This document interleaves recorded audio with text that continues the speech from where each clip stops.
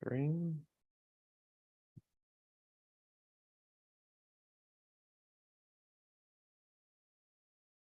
Hello, everyone, and welcome back to episode 163 of the Salvaggio and Cratty Sports Podcast. Here for you again on a Thursday night, 7:09 p.m. Fitting that 63 is in the episode number title, as you know, number 63 played his first game as Bruins captain in the regular season last night. That being Brad Marchand. The Bruins won 3-1. We'll talk about that game later. But before we get into all the exciting talk we have about the NHL season and the Bruins, Stanley Cup winners and such, Ryan, how are you? Good. I'm glad we finally have something positive potentially as the season goes on to look at and discuss instead of the Patriots, who you rightfully decided today that we will not be starting the show off with because, as you said, they don't deserve it at this point. We're going to start with the quote unquote hot team, I guess, even though it's one game into the season. We're still going to take the positives from that and begin with the Bruins, who are back to their winning ways, of course, last night with a 3-1 victory, a game you were in attendance to. So I don't know what your record is now when it comes to teams when you're in the Garden. I can't lose. I think it's like my last 11 games at the Garden. They've won. You should start going two games at Gillette. Somebody get this man Patriots tickets because they need all the help they can get. It didn't work. I went to the Pats Saints game last year, which was not as bad as this one. Right. And they lost. So that was when James Winston was still the starting quarterback. Yeah, Bruins, if you had this starting lineup as your opening night lineup following last season or any point this summer, early on, good for you, because we got Marchand, Coyle, DeBrusk, Van Dreen. Wait, we're doing NHL stuff first, but I'll just get through this because it's at the top of the Bruins section. Van Riemsdyk, Zacha, Pastrnak, Frederick, Patra, Geeky, Lucic, Beecher, Lauco, Grizzly, McAvoy, Lindholm, Carlo, Forbert, Shattenkirk, Olmark, and Swayman. So we'll talk more about how the lineup looked and all that stuff after our Bruins preview or our season preview / Bruins preview. But let's get to the more exciting stuff first. Not that the Bruins aren't exciting. Here we go division by division. I'll start with my Atlantic. Toronto this year, as much as it pains me to say, I think they win the division. I like the Bertuzzi edition. Don't love the John Klingberg edition on the back end, but they're still a really good team. Good forward depth. Max Domi's a nice pickup. Samsonov should be good enough in net. They're good. They got a lot of good scores. It's a big year for, William Nylander to prove it, as he is a UFA next summer. I think this team is locked and loaded. I think they're wanting to build on what they did last year in the playoffs, and they'll win the division. I have the Bruins second. It's a much different year, but a lot of the core is still here. The defense still pretty good. I see some people thinking Forbert and Shattenkirk could be a little bit of a rough third pairing at times. I think they'll be okay. They'll have some moments. Defenses are really good. Goaltending is really good. You're just going to have to rely on it more. It's really what it just comes down to. We saw last night, David Pastrnak is still David Pastrnak. There's reason to expect a decent amount of production for Patra, who looks like, after a good game one that could be here for more than 9 games. Wouldn't hate it at all. There's still a lot to like in this team. I just can't see them finishing below Tampa, who is missing Andrei Vasilevsky to start the season for 2 months. And look, back surgery for a goalie, especially a big dude like him, might linger a little bit. I'd be a little worried if I was a Tampa fan, but they're still undeniable. They're going to make the playoffs. Still have great top-end forward depth. Bottom 6 took a little bit of a hit. He lost Killorn and Palat over the last years. They're still a really good team. Defensive depth isn't the best either, but they'll make the playoffs. They're the Lightning. I would believe they'll miss the playoffs when they do. And I don't think that's happening this year. And you know what I think is happening this year, Ryan? The Buffalo Sabres' first playoff appearance since the 2010-2011 season. The young core is just really materializing really nicely. We'll talk about Dahlin and Power's new contracts later. They're ready. Zach Benson makes the team as a 13th overall pick this past summer. The undersized forward, great player.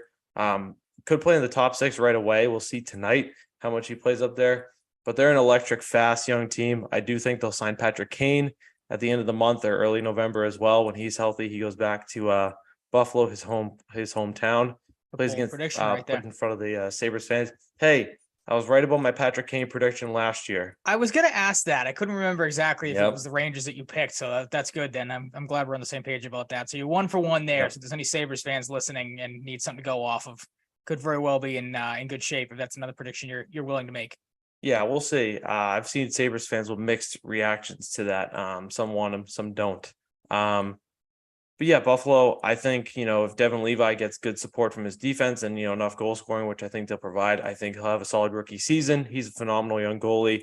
They have Eric Comrie and Ukko-Pekka Luukkonen as well. So they got some good goaltending, good young goaltending. I like the team. Connor Clifton's the nice, bottom half of the defensive core addition that they needed. They're young, they're fast, they're exciting. And two of their big boys got paid, so they don't have to worry about their financial futures anymore. I think this team makes the playoffs in the 3 or the 4 seed. Florida does not. I think Ekblad and Montour out to start the season is going to hurt them. I also think they kind of patched up their defensive core this year with guys like Riley and Ekman Larson. Don't know what you're going to get out of them. I still don't have 100% confidence in Sergei Bobrovsky too. It hasn't been the best past few years for him, but he played really good in the playoffs last year.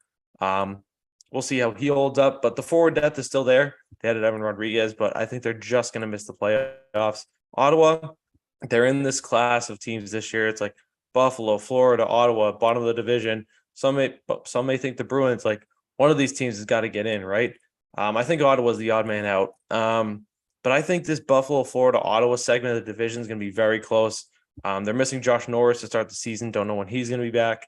I do love that they have Chychrun for a full season for the first time, which is going to be huge for them, huge for their defense. I think Jake Sanderson has a lot to prove with that new deal. But they had one of the more puzzling offseason signings of signing Eunice Korpisalo for 5 years. I don't know how he's going to be as a full-time starter for them. I think he's going to play a lot of games.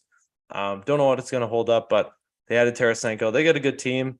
I could see him making the playoffs, but more likely than not, I think they're finishing a 5 or 6 seed. And I'm sorry, Detroit fans. Detroit's in that class too, with Buffalo and Ottawa. Maybe this is the year they finally get in. I don't think so. I like the addition of Shane Gostisbehere, but their defense has question marks. Their goaltending has question marks for me that I don't like. Their forward depth is okay. Their bottom 6, I think, could be better. But they're one of those teams, like, they're building something. They could do it, but I don't think it's going to be this year. And then they have Montreal rounding it out. Played pretty good last night, so they got off to a good start, even though they lost. But they're just not good enough yet. Goaltending leaves a lot to be desired. Defense is young. Got a lot of young forwards that looked good last night, but the Canadians are a work in progress. That's for sure. I have them, spoiler, as the bottom as well. Kind of one of those, like, they're bad, but they're not as bad as some of these other teams that are going to be in contention for the number 1 overall draft pick. At least Montreal has somewhat of a bright future compared to some of these last place, or a brighter future. At least to me, than some of these last place teams, but they are definitely, and it's crazy to say that. I know Montreal has been, the Montreal we grew up knowing over the last couple of years, but that just still is crazy to me that this team is kind of fallen from grace as far as they have from what we have known them as. Like I said, growing up watching them, obviously pretty closely, being obviously rivals with the Bruins. Yeah, absolutely. Yeah, we're just gonna go back and forth on divisions, you said, so I'll give mine now. Okay, so I'm with you. I have Toronto taking a division. As you said, it pains me to say it as well. But looking at them today, just kind of trying to run through the rosters very quickly, give some little blurbs about these teams instead of just running through just team wise and not really saying a whole lot about them. Toronto, I feel like you said, kind of has one of the deeper teams they've had in a while. Obviously, the Bertuzzi signing was big for them. Sucks for us wanting him back. I like Domi as well. Klingberg, it's a bigger name. I know you kind of are on the fence about him or don't really like him. Does not play defense. Maybe the worst defenseman in his own zone ever. There's evidence to back this up. Fair. So that's something to keep an eye on, of course. But they're being proactive, trying something different. Reeves, I think, brings a little bit of toughness to this team that maybe they haven't had at times. Same thing with Bertuzzi. So, you factor that in as well. This maybe is more of a grittier Toronto team than we've seen in the past. A team that we've kind of got on for being a little soft at times. And I feel like a lot of people share that same mindset. So they are definitely improving there. I think, like I said, they take the division. I went back and forth with the Boston Bruins. I was talking to you earlier because I was kind of up in the air with a lot of these teams. Like you said, you throw Buffalo, Ottawa, Detroit into the mix as well. Obviously not for the 2 seed, but there's a lot of similar teams, a lot of similar questions. But like you said, the Bruins still probably have the best goalie tandem in the league, in Ullmark and Swayman. Their defense is still solid with McAvoy and Lindholm leading the way. I like with the young guys. I know you said we're going to touch on the Bruins specific stuff in a little bit. But the young guys, Beecher, Poitras, looked pretty good last night. What Marchand and Posh are not going to give you. So I don't think the drop-off is going to be that crazy. I saw, a decent amount of people say this isn't going to be a playoff team or maybe it'll squeak in as a wild card.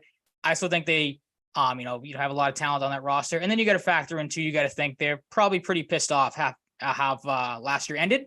So that might be something that fuels them as well throughout the season moving forward. I went Florida in the 3 spot for me. I still think there's a decent amount of talent on this team. I'm with you. Bobrovsky, we've seen what he does when he gets hot, obviously leading them to a cup final appearance. But we've also seen the worst of Sergei Bobrovsky. So, he's going to have to hone that in somehow. I'm with you again. Ekblad and Montour, those are 2 big losses, but a lot of the defensive guys they brought in, I think should be able to withstand that for, until at least one of those guys gets back. And then I think Tkachuk is going to go nuclear this season. We saw it in the playoffs last year, what he can do when he gets hot. If he leads that team and carries them for the first couple months, they could take off if all things go right. Tampa, I have them 4th as the final wild card spot in the division. Like you said as well, we were talking about this because I didn't know this going into the year. Did not know Vasilevsky was hurt. I agree with you. I think, a bigger body, a back injury is going to linger for him. So if they can survive that, it's the Lightning. They always find a way to play really, really well. They always bring these guys into that maybe you've never heard of or, just aren't in the spotlight all that much and tend to play pretty well. But, maybe some losses of guys like Killorn and Colton, that might linger a little bit to have them in the 4 spot. Buffalo in the 5 for me, good young mix, of young guys and veterans led by the likes of, Rasmus Dahlin, Tage Thompson, guys that they're obviously, building blocks of that team. As you said, I like the young goalie tandem as well in Levi and Luukkonen. But there's plenty of questions with this team. I think kind of they're on the fringe a little bit. If some of these young guys get hot, mixed with the veterans, maybe they make a push here. But I think they're 1 or 2 years away. Still, same thing with Ottawa as well. They're building towards something like you said. Tarasenko's a nice veteran that they bring in. Look, you say what you will about Korpisalo. Obviously, they saw something in him to give him the amount of money in the tenure that they did. So they think he can be the number 1 goalie they've been looking for, it seems like, for a while. So maybe if he gets hot, they make a little bit of a run. But same thing, they're kind of a year or 2 out. Similar with Detroit as well. You've kind of alluded to this as well. The Brinkett trade was obviously big. JT Compher, a solid forward there. So they're building something. I'm with you too. I like the Gostisbehere move.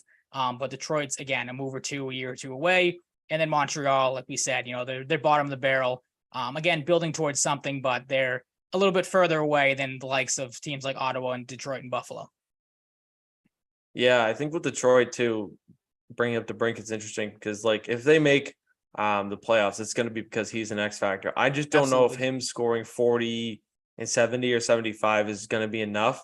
Maybe that, catapults them ahead of Ottawa, maybe Buffalo finish the 6th seed. Those 3 are going to be in that range somewhat, but I still have Buffalo edging out and getting into the 4 seed. So that's going to be a really interesting part of the division, unless one of them goes off and gets a top 3 seed to watch and monitor. There's going to be some good battles. On to the Metropolitan Division. I think everybody pretty much out there, unless you're a big Devils or Rangers fan, has the Carolina Hurricanes number 1. Very good team for a while. Can't win in the conference finals, but haven't been able to do that for 20 years, so it's nothing new. But the big thing for me is Dmitry Orlov. I think adding Dmitry Orlov after what we saw is such a massive addition. This is a guy who's only locked up for 2 years, so it's in his best interest to build on this and maybe get one more nice contract a couple summers from now. I think he's such a huge addition to them that's going under the radar. If he can pick up what he left in Boston, he's going to be a huge addition for them, for a team that already has defense as a strength.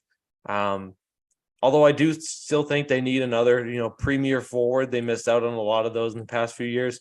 Maybe they get Connor Garland, not like the top end guy, but Connor Garland is going to be on the market. He's expressing interest to teams, talking to teams and stuff. So maybe that's a guy they go after. I still think they have that missing piece, but we'll see how they do. But team's too loaded not to be good. Great defense in front of Freddie Anderson, who's a good goalie. I think they're the number 1 team in that division. New Jersey, a position they haven't been super familiar with lately, but they finished 2nd in the division. Really good team. Add Tyler Toffoli in the offseason, lose Ryan Graves, but they added Colin Miller in the trade. Luke Hughes is going to be relied on heavily. He's awesome. Forward depth is phenomenal, maybe best in the league. Old friend Thomas Nosek is there. New Jersey's undeniably in the playoffs and can make a run this year. I really like the Devils. The Rangers, this is going to be a back and forth 2 and 3 battle in that division, but the Rangers finished 3rd for me. Didn't really do a lot this offseason, to be honest with you. But they kept some guys. They kept Keandre Miller around. They kept Lafreniere around. He's got a lot to prove, but I still think Kakko and Lafreniere are going to be what kind of hold them back unless one of them really goes off or both of them do. I don't see it. Kakko more so than Lafreniere. I think Lafreniere, to me, when he's not like a little bit of an asshole at times, kind of plays scared. Isn't super tough. Like he's just something's not clicking with him, and it's crazy because he was the first overall pick. But the Rangers are going to be, battling with the Devils and Hurricanes for Grant, but they finished third for me. Didn't do a whole lot in the offseason, but still a good team. Still have Shesterkin. I have the Islanders this year. I think the Islanders, with a full season of Bo Horvat, it's going to be a different year for them. I think Sorokin is going to have another phenomenal year. Their defense is solid. Made a questionable extension for Scott Mayfield for 7 years this year, but still a good team. Pierre Engvall, I think a lot of people chirp them for a 7-year deal, but like it's a good bottom six forward for $3 million a year. I don't think it's that bad of a deal. Their forward depth got a little improved, but this team never changes super dramatically. But this is a team that's going to be in the wild card race, I think, mainly due to their goaltending and a full season of Bo Horvat, which I think is going to be big. Pittsburgh misses out for the second year in a row. And, as you can tell now, I'm not going five teams in the Metro. I'm just going to put that out there. So Pittsburgh and Washington both missed the playoffs for me again. That feels so weird to say. That's very, yeah. Yeah. But Erik Karlsson, I love him, but it's not enough for them to get into the playoffs for me. I think, Riley Smith's a good addition too, but goaltending's a bit of a weakness. I like their defense, but I think they're just going to miss out. I could easily see that flipping with the Islanders and the Penguins, but I think they're just going to miss out. But this is a motivated team. They went all in and got a guy like Karlsson. They want to get back to the playoffs. They want to, show what this unbelievable core they've added to is made of. And, these guys are going to be around forever. I'm sure they'd like to win another cup. Washington at 7. I went back and forth between Columbus and Washington at 6 and 7, but I'm going with Washington. Still got Ovi. I think Darcy Kemper can be a better goalie than he was last year. A full year of Rasmus Sandin with John Carlson. I think that's going to be an underrated, one of the best pairings in the league. I think Rasmus Sandin getting a big opportunity that he never really has. Besides when he got traded to Washington is huge. He's stuck in the third pairing in Toronto for a while. I think he's a really good player. I think he's going to put up about 50, 55 points this year. A little bit of a bold prediction. I like their defense, but they're there's something just not quite right with the Capitals. I can't quite pin it, but they just don't execute the way they should. I think, Kuznetsov was unhappy last year with Laviolette. That affected him. Maybe he plays better. Backstrom was hurt at times. Anthony Mantha has extremely underachieved in the last year and a half since being traded there. But, if they click on a different level than they did last year, I could see them squeaking in. I just don't think it's going to happen. Max Pacioretty's on that team now too. He never stays healthy. If he can stay healthy, maybe that really helps them. But I don't have a ton of faith in that. He's had a real tough time with that the last few years. Columbus, another one of those teams. They're building something. Adam Fantilli, Kent Johnson, who scored 40 points as a rookie last year, was a healthy scratch last year. Last night, that was really weird. Yeah, it doesn't make a lot of sense. Drafted him like 7th overall 2 years ago. Don't really understand that. Went through a lot this offseason, obviously, with the Babcock stuff. The goaltending is still the issue there. I think Elvis Merzlikins is fine, but not good enough. I think their defense is a little top heavy. They added some depth with Provorov and Severson, but those guys outside of them aren't that great. They're trying to trade one of them too. Bean, Boquist, or Peak, it sounds like. So we'll see if a trade is on the horizon for them. I just don't think it's there yet for Columbus. They got to build on this core, build around Adam Fantilli, Patrick Laine. Having a huge year would be big for them. Johnny Gaudreau is going to be motivated. He didn't sign in Columbus to miss the playoffs all the time. So maybe they squeak in. Maybe they be pesky, but I don't think it's this year. Especially that division is just very good. Yep. So it's going to be hard to make up ground. Philly, if you're a Philly fan who doesn't want to tank, you'll be happy with Danny Briere's comments, but they're going to be scrappy and they're going to win more games than some expect, but they'll still be in the basement for me. It just comes down to the depth of the division again. They're not better than any of these teams. They're just not. But I do think they're fine. They're building something. They got Emil Andre, a stud young defenseman, getting some ice time for them this year. So that's something to be excited about. Bobby Brink.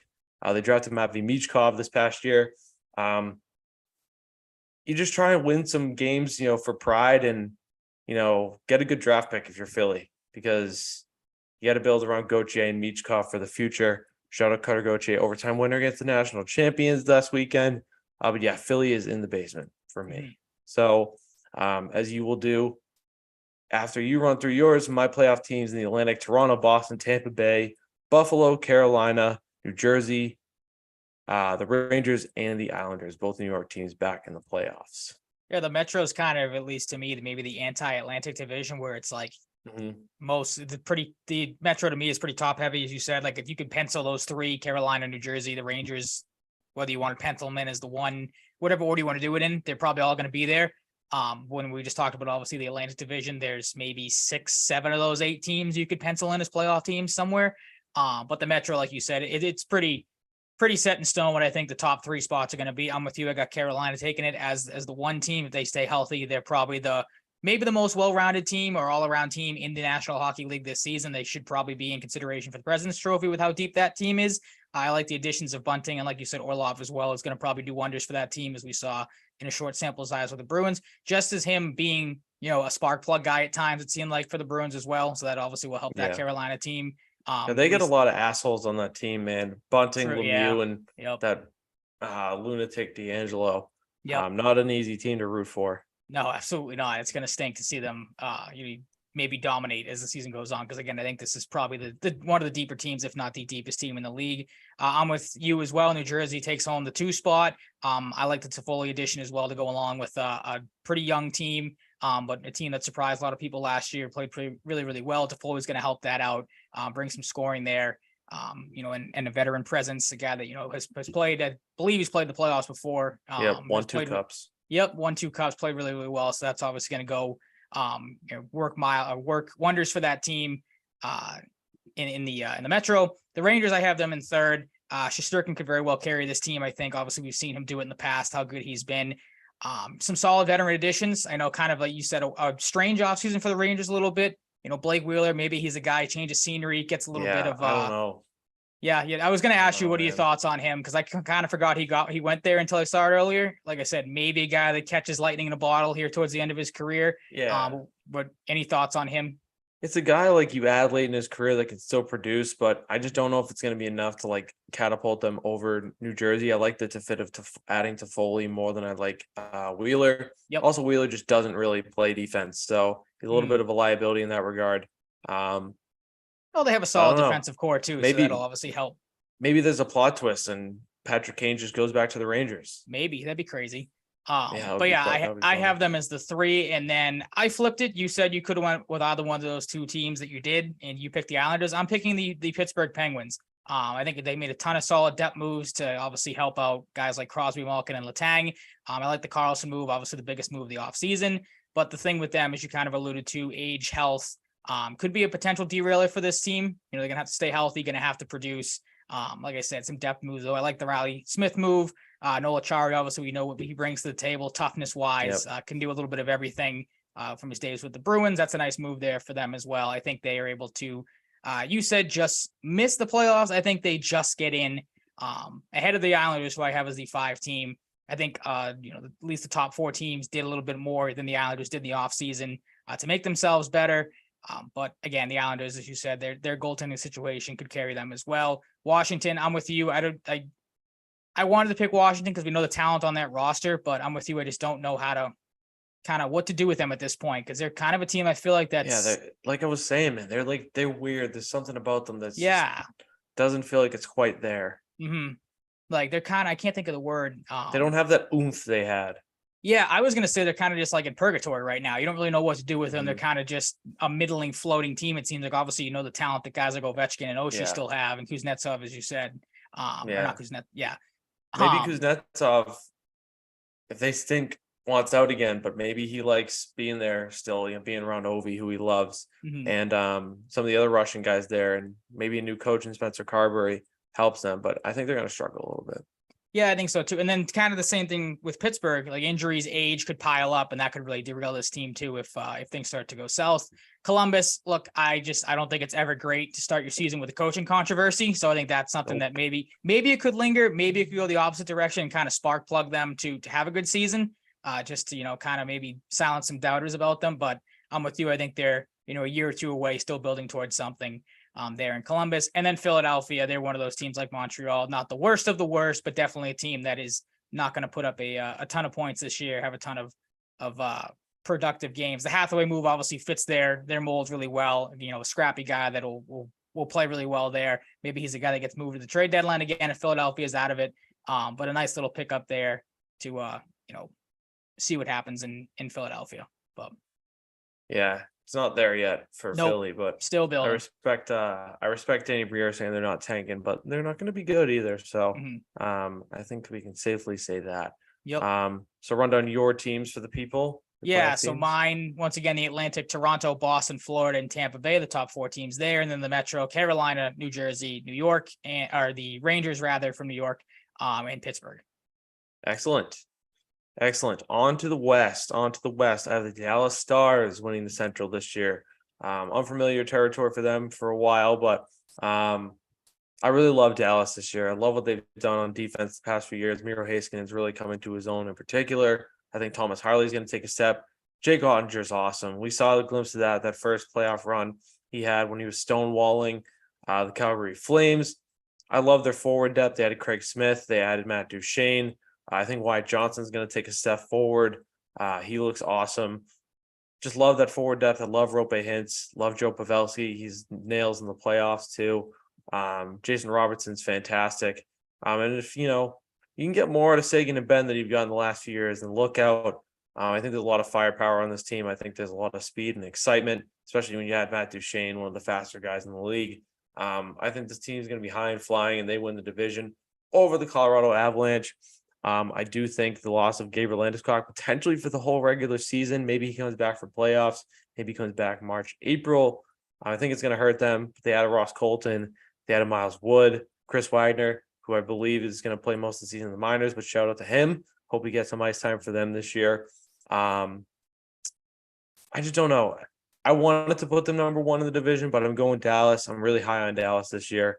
But I think it's pretty not set in stone, but pretty good possibility that those are the top 2 teams this year. Colorado's still very good. Looking for some backup goalie depth. We've heard a few weeks ago, so that's one area they're looking to improve. Still a great team. I think Miles Wood adds a nice dimension to their bottom 6 as well. Jonathan Drouin, he's playing with Nathan McKinnon, his old junior teammate when they tore it up in Halifax back in the day. Maybe we get Jonathan Drouin of old, of his early days in Tampa when he was pretty damn good. So that would be massive for them, especially on that left side with Landeskog out.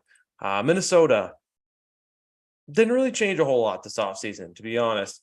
But that's okay, because you've got these huge buyouts kicking in for Parise and Suter. They locked up Ryan Hartman. They locked up Marcus Foligno for a few more years. They locked up Zuccarello. So they've got some business done. They like this core. I think the defense is still good. Really excited to watch Brock Faber step into his own this year. He's a really good young defenseman.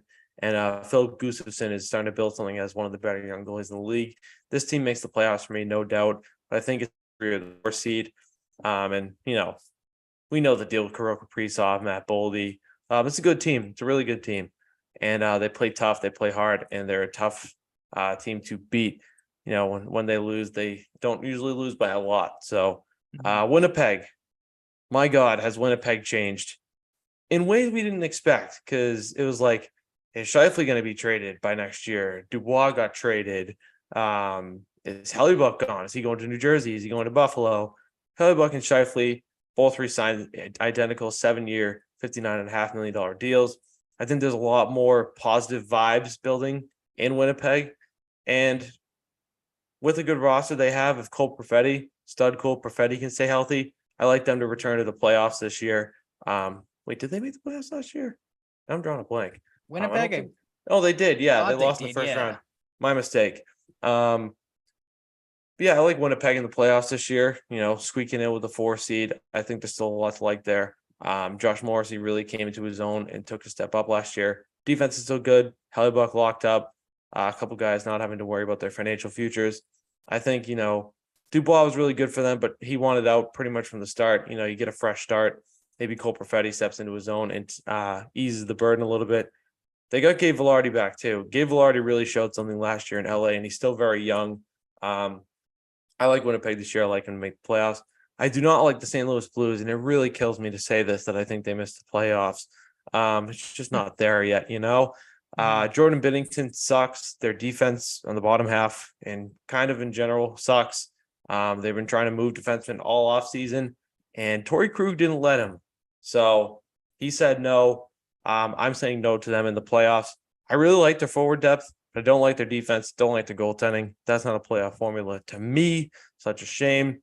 Nashville underwent a lot of change. Matt Duchene gone. Ryan Johansson gone. On to Colorado. Duchene on to Dallas.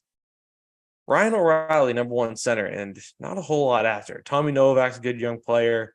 Cody Glass is good, but he's not a second-line center. They got Gustav Nyquist. They signed Denis Gurianov, former first-round pick. Put him on waivers. A little bit surprised about that. Must have had a rough camp. Defense is still really good, though. UC Saros could win the Vezina. He's been due for a few years. If they make the playoffs, it's largely going to be because of him. He's phenomenal. I don't know if you saw the commercial with him and O'Reilly going around. That's a pretty funny commercial. Nashville's not there yet, though. They underwent some change. I think they need more top-end forward depth. They're going to need guys like Tomasino, Glass, and Evangelista to really produce this year for them. Also, Tommy Novak. I like Arizona to get out of the basement this year, or at least not be in the basement, rather. I like what they did this offseason. It's just not enough to sniff the playoffs. Jason Zucker brought Nick Bugstad back. Stud forward Logan Cooley joins the mix. Dylan Gunther did not make the team, which I was surprised about. They added Matt Dumba, Troy Stetcher back. JJ Moses is a good young player. And Vizmelka keeps them in games. He's not the best goaltender in the world, but he keeps them in games.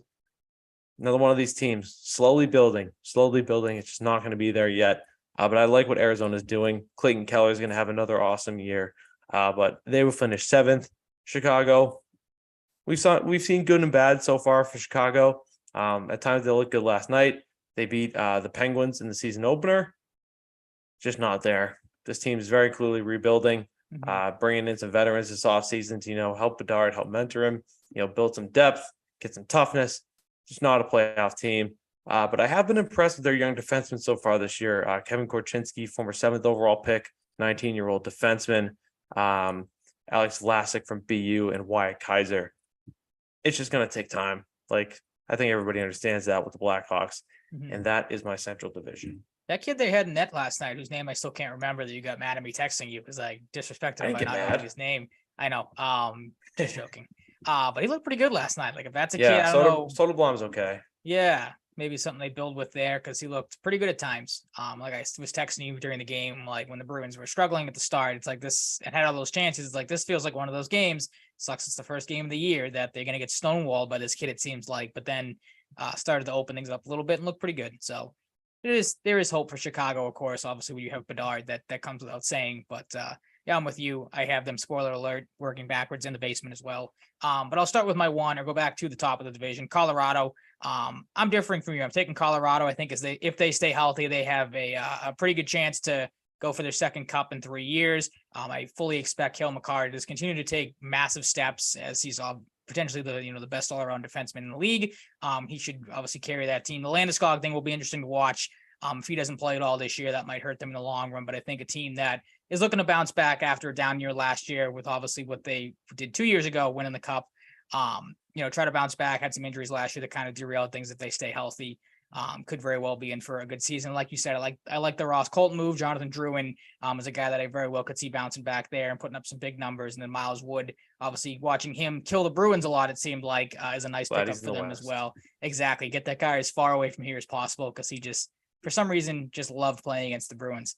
I have your one in my two, Dallas. I agree that they are a pretty deep team. Like you, I like the Duchene move. This very well could be back and forth all season. It wouldn't surprise me if this is like a 1 or 2 point difference when the season comes to an end between these two teams, because I think they are very similar. But I just think Colorado has a little bit more to prove. Like I said, trying to bounce back after last year with all the injuries they suffered. Minnesota is my 3. They did add Patrick Maroon, I saw, so that I feel like with history, it pretty much guarantees you a spot in the playoffs, guarantees you maybe some success in the playoffs because he just seems to be the good luck charm with them. Still a very deep team as well, even with the losses of guys like Dumba and Klingberg. But I think they should be able to still play pretty well, still put up a decent amount of points. Let's be honest, Klingberg's kind of like a net positive in a way. That's true. Yeah. You get rid of a pretty bad defender, but also you lose some offense there. So it balances itself out in the end. And maybe a bold one here, but it leads into one of my award predictions because you alluded to it. I think Saros is going to carry this team being the Nashville Predators. He is my pick to win the Vezina.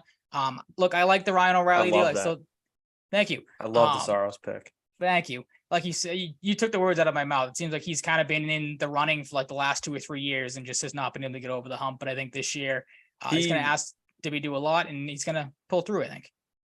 In a year where Omar didn't go berserk and Sorokin didn't play very good, even then, I think you still could have made a case for Saros last year. Absolutely. Yeah, absolutely. But yeah, I think he carries this team. I like the Nyquist. I like the Ryan O'Reilly moves.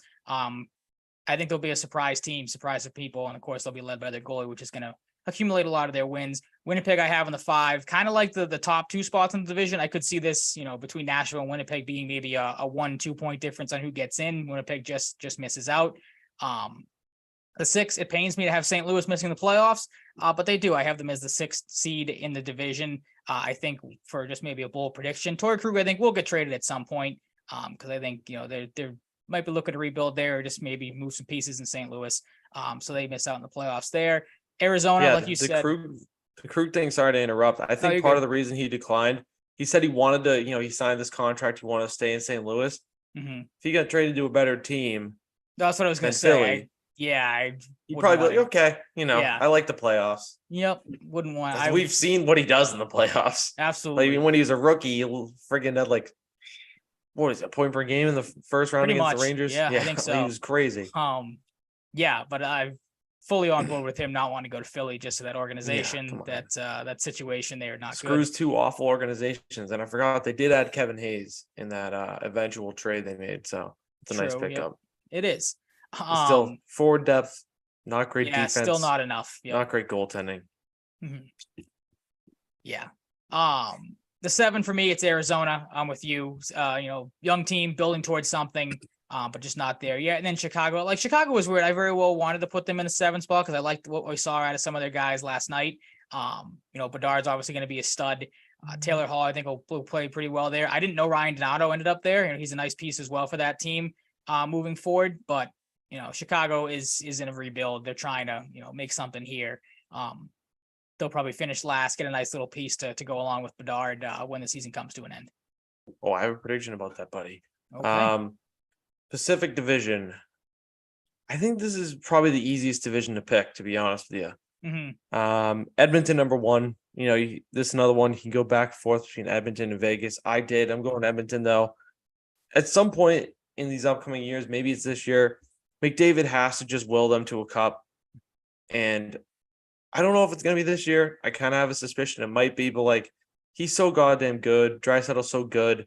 McDavid, underrated addition, gets his old buddy from junior Connor Brown in free agency. I think they could pick up where they left off in junior. It's been a while since then, but I think they could thrive together and Connor Brown could go off. Not talking like point per game or anything, but have a really good season. Zach Hyman has felt like a glove there. Love the fit there. Full season, Matthias Ekholm, Evan Bouchard, he's on a bridge deal, had an awesome season last year. He's playing for, his next contract in a couple of years. Darnell Nurse is very good. If Skinner and Campbell can hold up, this team's in the top 2 of that division easy, I think. Connor McDavid's going to have another 150, 160 point season, I think, and go ridiculous this year. Vegas Golden Knights, not quite at the top for me. They lock up Barbashev, though. Jack Eichel is, Jack Eichel. Little bit of concerns in their depth. They're going to need guys like Pavel Dorofeyev, former second-round pick. And I think it's either Dorofeyev or Dorofeyev. I apologize if I mispronounced. No Phil Kessel. Maybe that kills them. I don't know. I'm disappointed that nobody signed him. That stinks. I want to see him keep the Iron Man streak alive. But still a good team. They're missing some pieces right now. Alec Martinez is out. Zach Whitecloud was just placed on long-term IR. I don't know if Robin Lehner is ever going to play a game for them again. Don't know what's going on there. But Aiden Hill played really good against Seattle. Logan Thompson's a good, cheap backup, young guy. Vegas is still Vegas. They got a lot to prove. They want to build on what they did last year with the Cup. and I think they will. I think they're definitely a playoff team still. Seattle, one of my favorite dark horses for the Stanley Cup this year. Put a little money on them at the plus, like, I don't know what I got it at. I don't want to say what I thought I got it at, though, because I could be terribly wrong. I really like Seattle's core. They locked Vince Dunn up. I think Matty Beniers takes another step forward. I think their forward depth is fantastic. What they've done in a couple years is really just awesome GM work. In Seattle, like their defense, they got Brian Dumoulin too from Pittsburgh. Phil Grubauer, maybe he returns to Colorado. Grubauer, that would be huge for them. But this is a playoff team, no doubt. Love their depth on both sides. I think Grubauer can be a solid goalie. LA. Some people might be like, how the hell do you have LA for? I've seen a lot of people say LA, dark horse cup contender. They get Dubois, Kevin Fiala, another year of him. They got some good young players. Alex Laferriere, the rookie, got in a fight last night. That was pretty cool. They've got Arthur Kaliev. Vladislav Gavrikov now. Good goaltending if, Cam Talbot can hold up his first year there. They got Phoenix Copley backing him up. I like them. I like their depth, but they're the 4 seed for me. I think a big X factor for them, Dubois is obviously going to be the X factor, but I think they're really looking for another step at Quentin Byfield, 2nd overall pick. Saw glimpses last year, but man, if this kid gets going, he's an absolute bust on skates. He's ginormous. He's 6'5", probably like 240.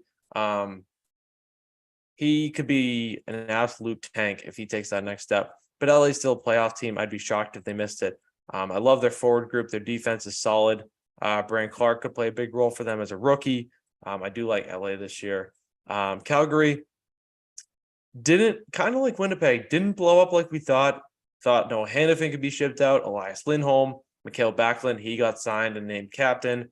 They get Sharangovich in return for Toffoli.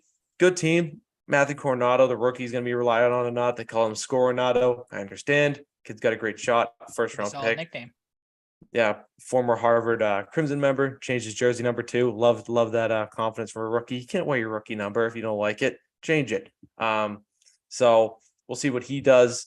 I like him this year. I think he's going to score probably 20 goals as a rookie.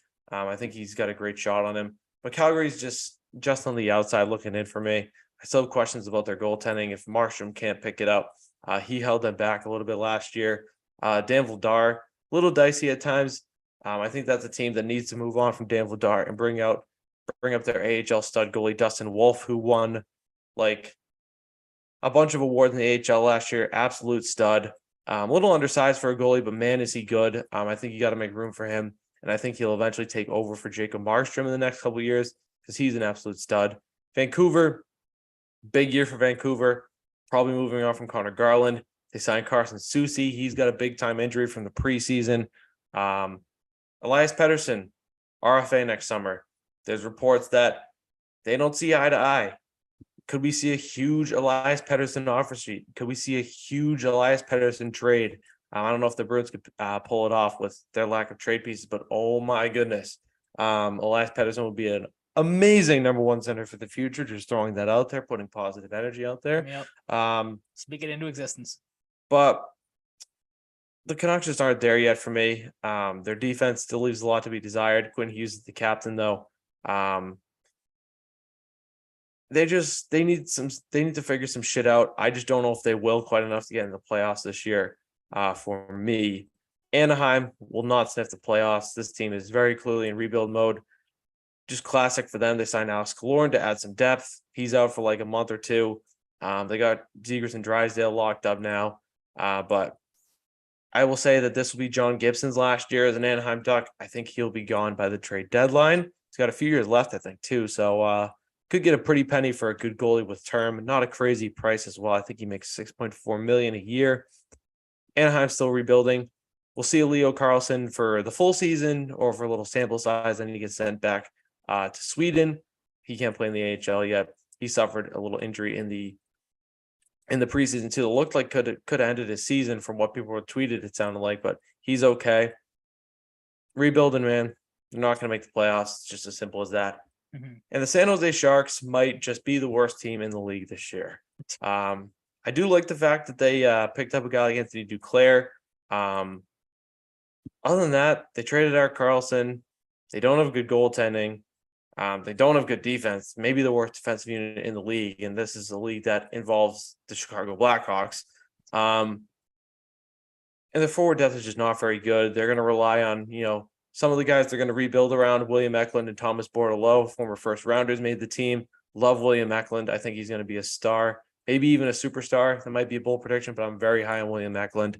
They're just not there yet. And I will have a prediction on them, like Chicago, coming up soon. And my playoff teams in the West: Dallas, Colorado, Minnesota, Winnipeg, Edmonton, Vegas, Seattle, and LA. Okay. Finish out my Pacific Division. I'm with you. I have the Edmonton Oilers. They should be loaded per usual. But of course, with the Edmonton Oilers, the question is, I call them the LA Angels of the National Hockey League for a reason. As you said, they're a team that just has all the talent in the world, just can never seem to get over the hump. So that'll be the big thing for them. Can they finally break through this year? The Brown move. Should the Oilers trade Connor McDavid to the Angels for Mike Trout? Maybe that's a shakeup that both teams need. Maybe they should trade Draisaitl for Shohei Ohtani before the Angels lose any free agency. Blockbuster. Do some sort of offer sheet trading in baseball. Yeah. But yeah, I have them as the 1 seed. They should be good all throughout the year, like they usually are. Of course, the question will be, will they be able to carry that over into the playoffs? We'll have to wait and see, of course.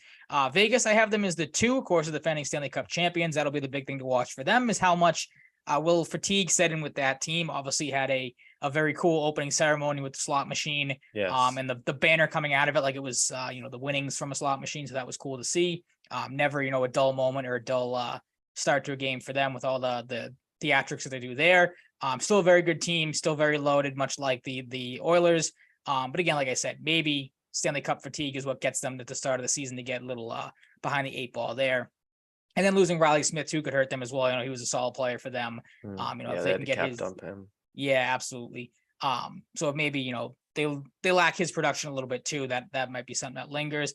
I have the Kings in the 3 spot. I like, obviously, the Pierre-Luc Dubois trade. That's going to be big for them. You said it as well. Gavrikov, bringing him in to, shore up that defense was a good move. And if Cam Talbot still has something left in the tank, could very well, be successful with that team. Seattle is my 4 seed. Kraken have been a nice story so far. I think they'll make the playoffs again in a division that's probably pretty weak. They are the 4 seed for me. Calgary, the 5. All these teams to me, with maybe the exception of San Jose, because they are just so far in the wrong direction. They're worse than these teams. But like Calgary, Vancouver, Anaheim, those are my 5, 6, and 7. All kind of same thing as we said before. All teams that are building towards something, but are a couple years away. And then, like you said, San Jose. It might be strong for me to say they might have the worst roster in hockey, but maybe not the craziest thing. You did say, and I feel like a lot of people that I've seen and have heard, just on social media have kind of said the same thing, that their defensive core is not good. And a lot of people are picking this team to be the last team in the division and maybe the worst team in all of hockey. So maybe it's not the craziest thing to say. They have maybe the worst roster in the sport as we sit here today. Yeah, I don't think it is at all. Ryan, San Jose Sharks could use a win, and I think they will get a win this offseason. I think they will finish the worst team in the league and win the lottery and take BU stud accelerated freshman forward, the 17-year-old already in college at BU, Macklin Celebrini. And Chicago in the basement again will win the second pick and take Cole Eiserman, his future BU teammate, if he stays. It'd be a real shame if he didn't stay next year. Play with his old buddy Cole Eiserman. I'd really hate that. Yeah, definitely. Carolina wins the President's Trophy for me, and for the Bruins, I think they beat the Lightning in the first round of the playoffs. Some people might think that's crazy because it is the Lightning, but we'll see how Vasilevsky's back holds up, and their depth is going to be tested. They're losing guys every year now because of the cap, but I do, unfortunately, it pains me to say, I think the Bruins will lose in the second round to the Toronto Maple Leafs. Be a second round exit. Every dog has their day. The Leafs, eventually, they got to evolve a little bit more, right? Yep. You would think they took some steps last year. You got to think, they can only go up with. Yeah, definitely not the cup. No, not with a team like Carolina sitting there. Nope. Playoff predictions. I have Carolina over Toronto in the Eastern Conference Finals in 6 games. Dallas over Edmonton in 7. That would be an awesome series. And Dallas over Carolina in 7. I guess I'll just run down awards for me as well, and then you'll do Okay. the same. Jake Ottinger is my Conn Smythe winner this year. Dallas winning. I think, a goalie is a good bet. We saw what he did, like I said, to Calgary a couple years ago. He's nails. He's awesome. One of the best young goalies in the league. Just a phenomenal player, and goaltending often is a huge reason why teams win championships. I'm going Jake Ottinger for the Conn Smythe. The Stars, they win the cup for the first time in a while, maybe like 2001. I was gonna say it was probably the early 2000s if I had to guess. Yeah, because it was really early. Last time the Stars won. I'm gonna guess so too. But yeah, I was wrong. When did the Stars last win a cup? 99. I don't know why. Yeah, it was We're going 99. in the wrong direction. Yeah, wrong direction. And Ryan, Yes. I included it earlier with talking about Connor McDavid going off. I think he cleans up at the awards, winning the Hart Trophy, the Rocket Richard for most goals, the Art Ross for most points, and of course, the most outstanding player, it's Ted Lindsay. I think Connor McDavid takes home 4 awards this year. And we see one of those awesome pictures, when that occasionally happens of him huddled around all the trophies. Maybe he'll make it 5 with the Stanley Cup. Maybe 6 with the Conn Smythe in that event. Probably would. Wild. It'd be one of the That greatest would be seasons in NHL history. insane. But as much as I think Dallas would beat Edmonton in the conference finals, could easily see it going the other way. And if Connor McDavid steps foot in the cup finals this year, he's winning it. He's not going to be denied. I just don't see it. It'd be phenomenal for the league, phenomenal for him, building his legacy, because people are going to chirp him for that, man. You got all the regular season accolades, but you got to win some cups too. You got, trout of hockey. Another top 5 player on your team too, and Leon Draisaitl. They're very capable of doing it. Let's see if they do. With Patrice Bergeron, sadly no longer in the league, I think it's Alexander Barkov's time to shine and win another Selke. I like him. I like Nico Hischier. Mitch Marner was in the mix last year, but I don't know. I don't know if he can hold up on that. I like both of these guys this year. Those are my top 2. Maybe Anze Kopitar gets back in that mix. I don't know. Elias Lindholm could be in the mix. Just a few names. And my dark horse would be Anthony Cirelli in Tampa. Great defensive centerman. Cale Makar gets another Norris. Best defenseman in the world. I don't think Erik Karlsson's going to put up 100 points again. I think he'll get close, but I don't think he's going to get 100 points again. And Cale Makar is just the better all-around player. Unless he steps back, which I don't think he will. It's all his. For me, Connor Bedard, Calder. Some people like Logan Cooley. Some people like Adam Fantilli. Whoever else you like. It's Connor Bedard, though. He's a point per game already in his young NHL career. It's had some it hasn't been dominant, but I do think in the Penguins game, though, he passed up some shooting opportunities trying to be a little too fancy, but he'll figure it out. He might score 40 goals this year. I'm penciling him in for at least 70 points, and I think he wins the Calder, but it's a great rookie class this year. Maybe Luke Hughes, if we're talking a defenseman. We'll see how it goes. He's on an electric Devils team, and I imagine he'll be on the number 1 power play. Ilya Sorokin gets his first Vezina this year. With the Islanders making the playoffs and Sorokin being fantastic these last 2 years in particular, I think he's due at some point in the future. But I also think your guy, UC Saros, is as well. It's going to be an interesting Vezina race. Olmark could dominate again and win again. I don't think so, though. I think he's going to be pretty good again, but replicating that's going to be really hard for a guy we haven't seen do that consistently. And for the Jack Adams, I have Jim Montgomery again, back-to-back. Getting the number 2 seed, this team, realistically, there's a scenario where they can win the division, I think. Without Patrice Bergeron and David Krejci, I think is absolutely worthy of the Jack Adams. And we're going Jim Montgomery, giving the Bruins some hardware here. Okay. I like that last one, but it's going to be tough, I think. Like, very well could see your argument for it. But if there's other coaches with teams that perform a little better, I think they very well could maybe steal that award away. That's what I'm worried about, Yeah, a little bit. I don't have it in the outline. I had this in my notes on my laptop. I think just for Bruins specific, I had them exercising the demons and beating Florida, but then, like you did, I had them falling in the next round, unfortunately, to Toronto, which is going to be a weird thing if it happens to witness because it's something we are not used to seeing.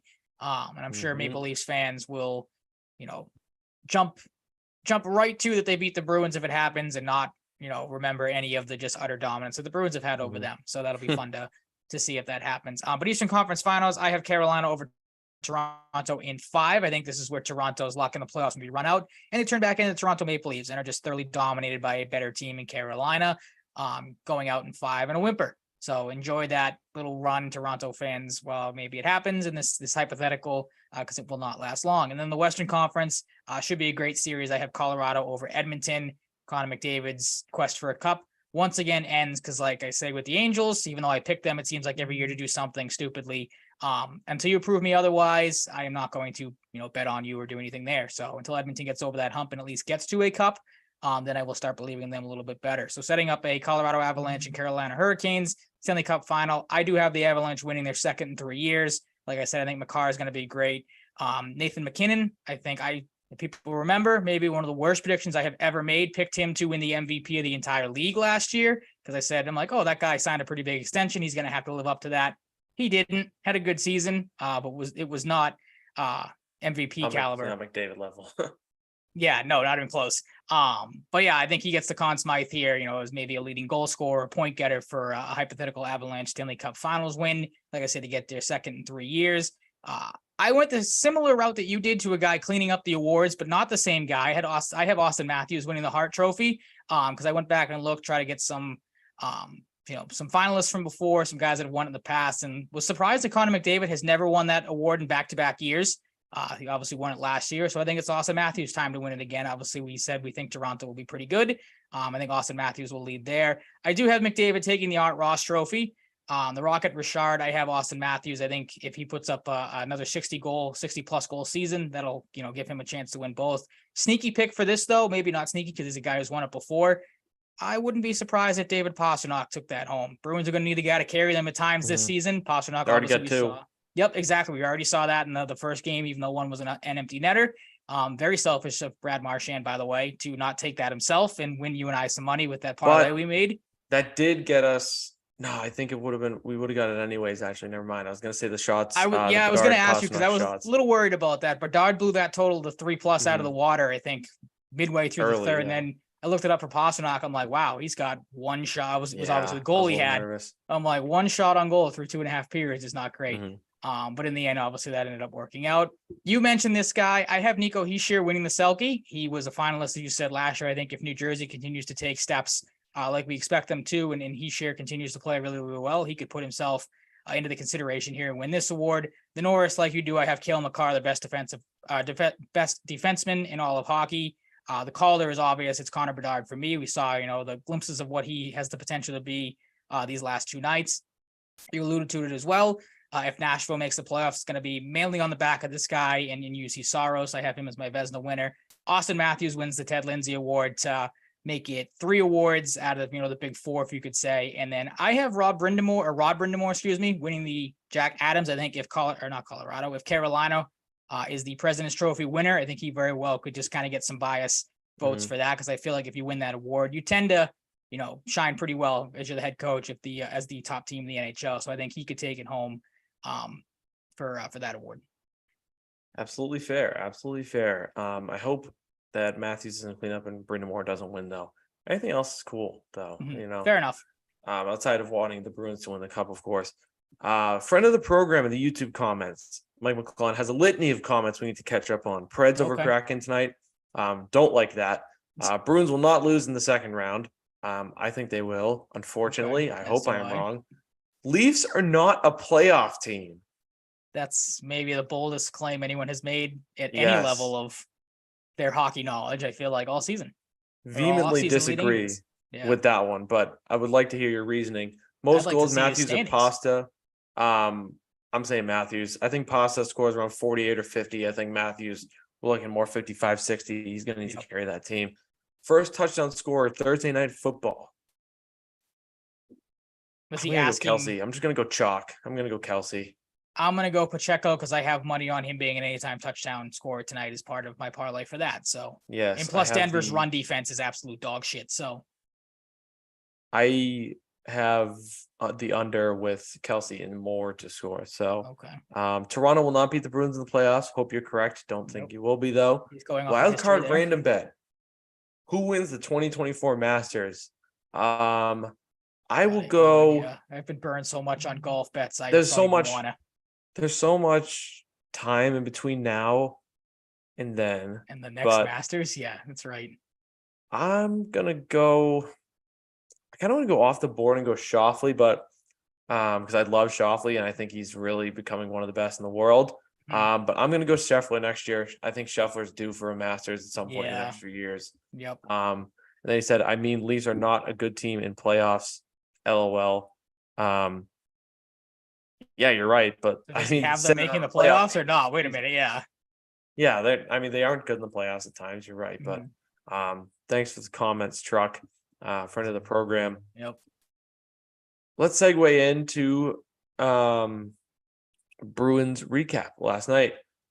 Season opener win, Centennial celebration, awesome. A lot of former faces. We saw Sergei Samsonov, we saw Tim Thomas, Krejci, Marchand, Chara. Weird to see Krejci and did I say Marchand? Bergeron. You did. I was gonna say I was like, I hope Brad Marchand was there. He had a game to play after it happened. Whoops. Yeah. Weird to see Bergeron and Krejci in that type of light. We saw Esposito, Bohr, Busick. I think Ken Hodge was there. A few other guys. Very cool celebration. The place went absolutely berserk when Lucic came onto the ice, rightfully so. He Bruins looked really won. good last night too. He did. He did Like, play good. I hope it's just not that. Sorry to cut you off, and just to get that No, you're thought out good. there real quick. I hope it's not just like, oh, I'm coming out with a fire under my ass in my first game. Like, I hope this is something that is able to continue.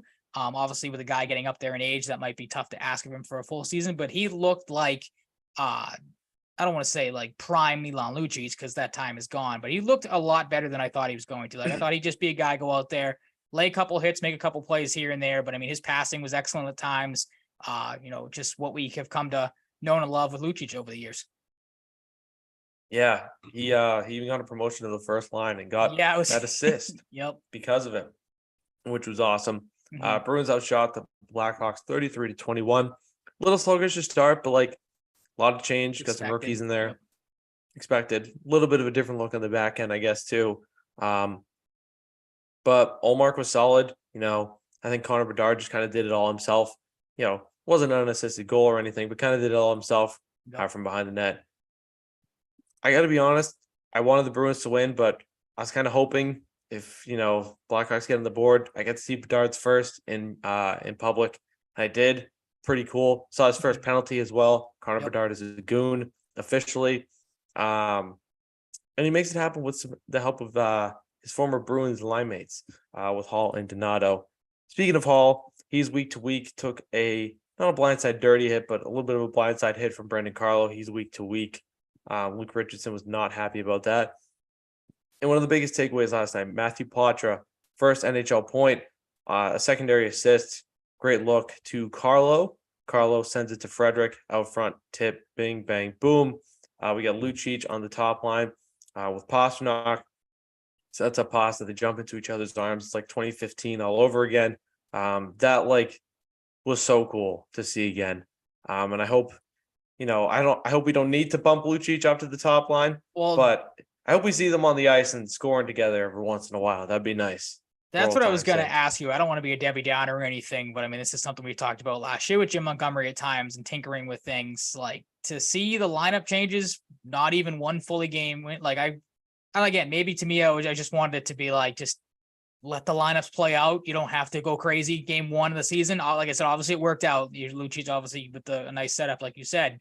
But to me, I was like, I don't want to go through this again. Just let things play out, man. Let it just one game, see how these lines stay together. Have some of these newer guys build some camaraderie and see how it goes. But again, it worked out, so I can't get too negative on it. But any thoughts on the already switching up the lineups half a game in when he did it? No, not like super crazy thoughts about it, but like JBR, a little bit of a slow start to the season. I think that was part of it. Okay. So, not a known commodity in terms of recent memory, but what you have in Lucic, they gave him a shot. Fair. So yeah. Matt said in the chat, Leafs more like leaves. Yeah, I get it because they didn't leave the playoffs. Yep. Bedard is so damn good. I agree. Impasta wins us some money with empty netter. Pretty cool. We also lost some money on well, we hedged it, I guess, with the Yeah, shock I was bet, gonna say but it worked out in the that end. wasn't the ipso facto moneymaker shot. But maybe Marchand's just too nice of a guy. Yep. Hold it against him if you will. I won't. Bruins win 3-1. Not the prettiest game for 60 minutes, but could have done a lot worse, I think. And the only game we have before next week's I hate show the NHL schedule. I can't stress it enough. is Saturday's game against Nashville, who are 0-1, 7th in the Central. Philip Forsberg had a couple assists. He now leads them early on in scoring. So far, like we talked about, they went through a good deal of change this offseason. Could squeak into the playoffs, but that center depth and offensive depth is what's going to hold them back.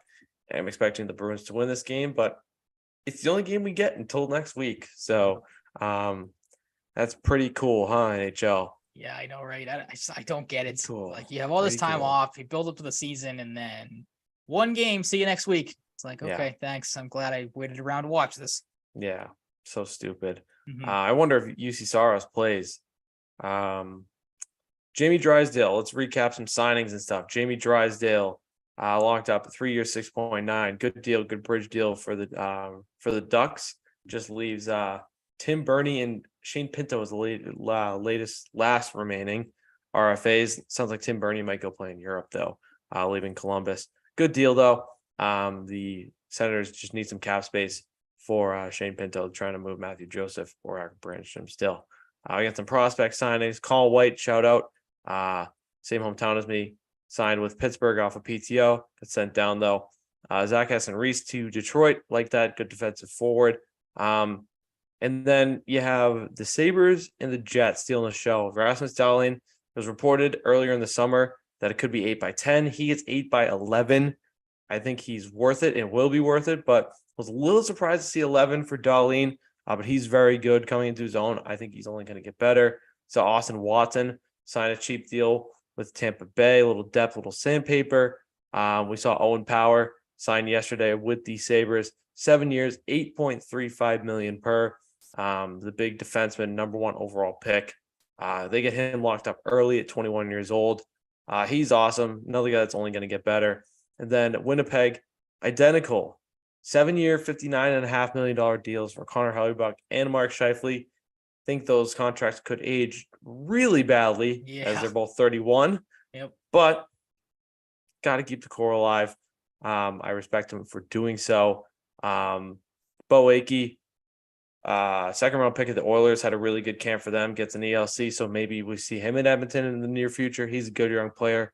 Noah Gregor wins a deal with Toronto, and Justin Danforth signs an extension with Columbus. Any thoughts on the Winnipeg or Sabre stuff? Other than that, it's just business as usual. Just what you just said is the two deals could, paying guys to the 30 that much money to the 38 years old, like that could, especially a goalie too, like could break down. I feel like in any time. I like Hellebuck, don't get me wrong. But those are two deals that could age very poorly. But like you said, you have to kind of do that tidying up that business. So they get it done, and we'll see how it works out in the end. Yeah. Agreed. And just so people don't think I just have a shirt that says blood on it, it is the shirt they left on the seats. I was just going to ask. That was what they gave away. Nice little free shirt. Very nice. That is going to wrap it up for our NHL segment. We had some other notes, but we talked about them earlier with Columbus and Vancouver, potentially talking some trade. We'll see how the defensive trade market works for Columbus and Connor Garland in Vancouver. Expecting moves in maybe the next couple months or so. We'll see a couple moves there. Have something to talk about on the trade market during the season. Very sadly, I say on to Patriots. Got the good out of the way. Now for the bad. The worst loss since 1969. The worst loss in Bill Belichick's tenure. The worst loss of our lifetimes. The Patriots made the Chiefs, not the Chiefs. I don't know why I said the Chiefs. Probably because they're playing tonight. Got Thursday night football in the mind. Patriots lose to New Orleans Saints 34-0 in a truly pathetic, downtrodden, awful, truly awful performance outside of the first 3 minutes of the game. The most flat, the most clueless, dumb Patriots performance I've ever seen. When where do we begin, Ryan? You want to start us off with studs and duds? We'll do We'll studs just and do that. duds. The only comment I was going to have before we start, though, was because I'm glad you brought up the fact this game was just a train wreck to watch. I think we were texting during it, and I brought up the point that it sucks that we have to watch this. So we obviously don't come onto the show and sit here and just kind of stare at each other when it comes to what to talk about with the Patriots, because that was the only reason we were watching this. We didn't have to talk about it, I would have shut this thing off at halftime and never turned it back on again, because that's just how uninspired of a performance, like you said, outside of maybe the first couple of minutes. I'll get to that kind of my thoughts on that performance as a whole after we do studs and duds, but your thoughts before we jump into it, if you had anything else. Before we get into studs and duds, this game was so bad that it ruined my will to watch Red Zone. Why? At least on Red Zone, there were good teams to watch. Like I didn't even want to watch football. Like it killed you. Yeah, it killed your football enjoyment. It put a sour taste in my mouth for the sport. Just it aggravates you because you watch Red Zone and it's like the Patriots don't even play the same sport that any of these other teams play. Like, we really could have just done no studs. But there are a few players that weren't in consideration, I guess. Would you like to start with your third? I will, and it fits because the stat line for this guy was not great by any means. 8 rushes, 24 yards, an average of 3 with a long of 8. No receptions and 2 targets, but I did have Ramondre Stevenson in a game that you said was very tough to find studs in. First 2 runs combined for 12 yards, and he was taken right off the field afterwards. We'll get to that, my thoughts on, his handling in a little bit. But I thought it was really the first game Ramondre Stevenson kind of showed a little sign of life, ran hard, ran over some guys, ran through some guys at time, and played pretty well in the short sample size he was given. Now, obviously, when you go down 34-0, your run game kind of becomes obsolete. And again, not even be able to use him in the passing game was a little discouraging to see again. But I thought Ramondre Stevenson gave you a little bit of life in this game and probably should have been used more when you were in the game. Again, the fact that his first couple of runs went for some pretty nice gains and then you don't use him is very frustrating and very puzzling to say the least. Yeah, I agree. It's just funny to see a stat line like that in studs, but it was just one of those games. Yeah, exactly. Truck said 6 shirt. Thank you. And Matt, good point, missed the game. He was hiking, and I texted him that it was a good game to miss. Truck was at the game. He said the coolest part was the coin toss. The coin went flying. My dumb brain at first thought when you said that Matt was hiking, I thought you were talking about he was hiking during the Bruins game, and I'm like, that's a psycho move, hiking at night. Yeah. Matt Truck also said he doesn't blame Mac too much, but he had a terrible game.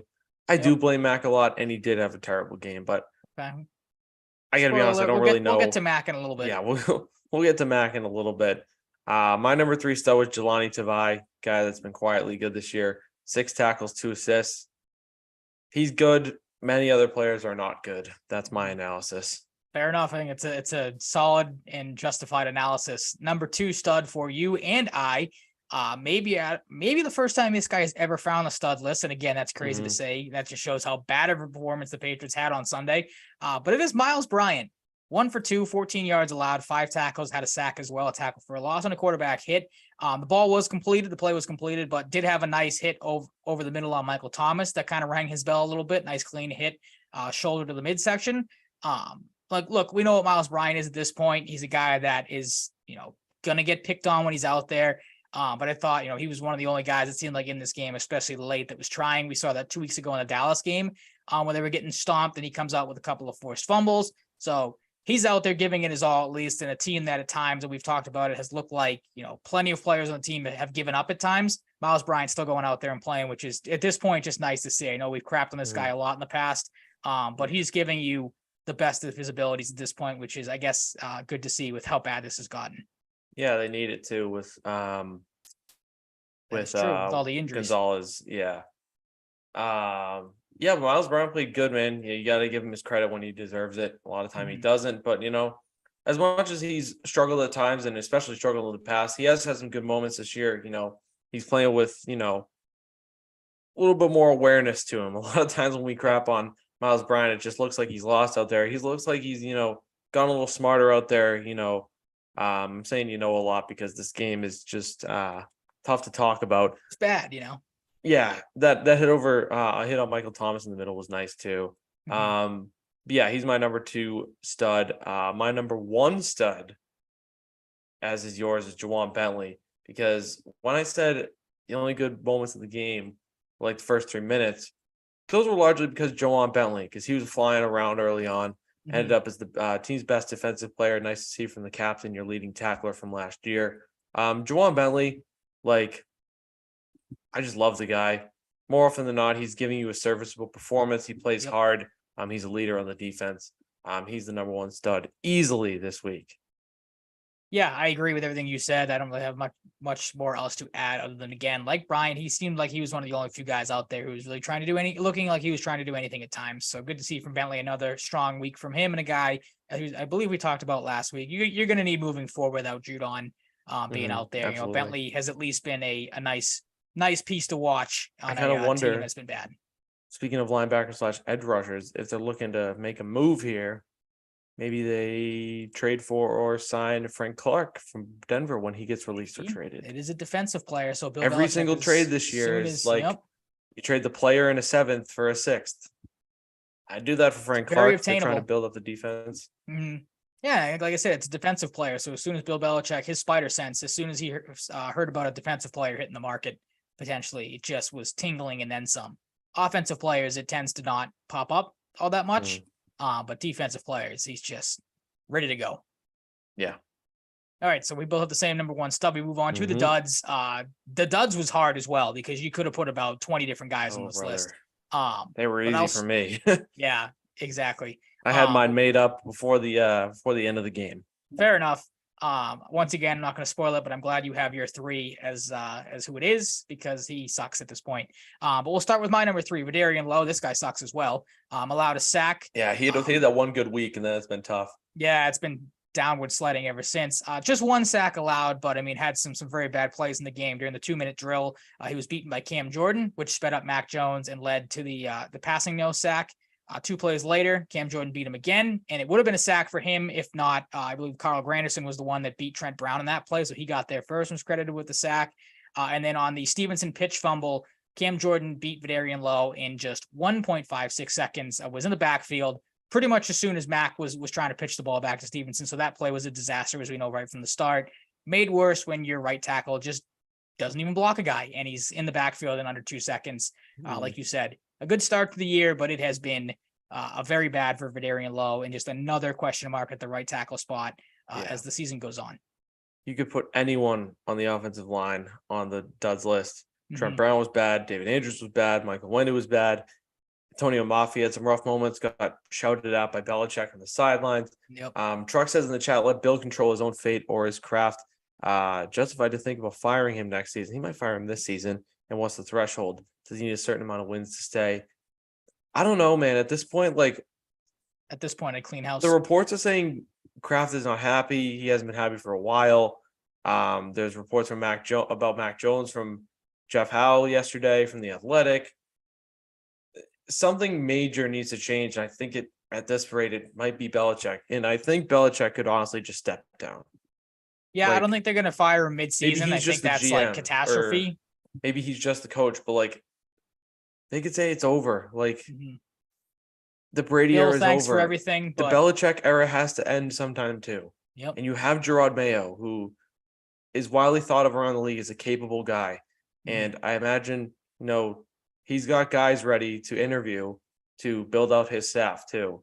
Because I imagine if Bill's gone, they clean house a little bit on the staff, including his son, who's a moron. So, that's going to be really interesting to monitor. I can't believe we're at that point in time where we're actually talking about firing Bill. It's been a little bit of a discussion the last few years, but it's more serious than it's ever been. Yep. I think that we can very safely say that. Your number 3 dud. Juju Smith-Schuster. A main staple of the duds list at this point.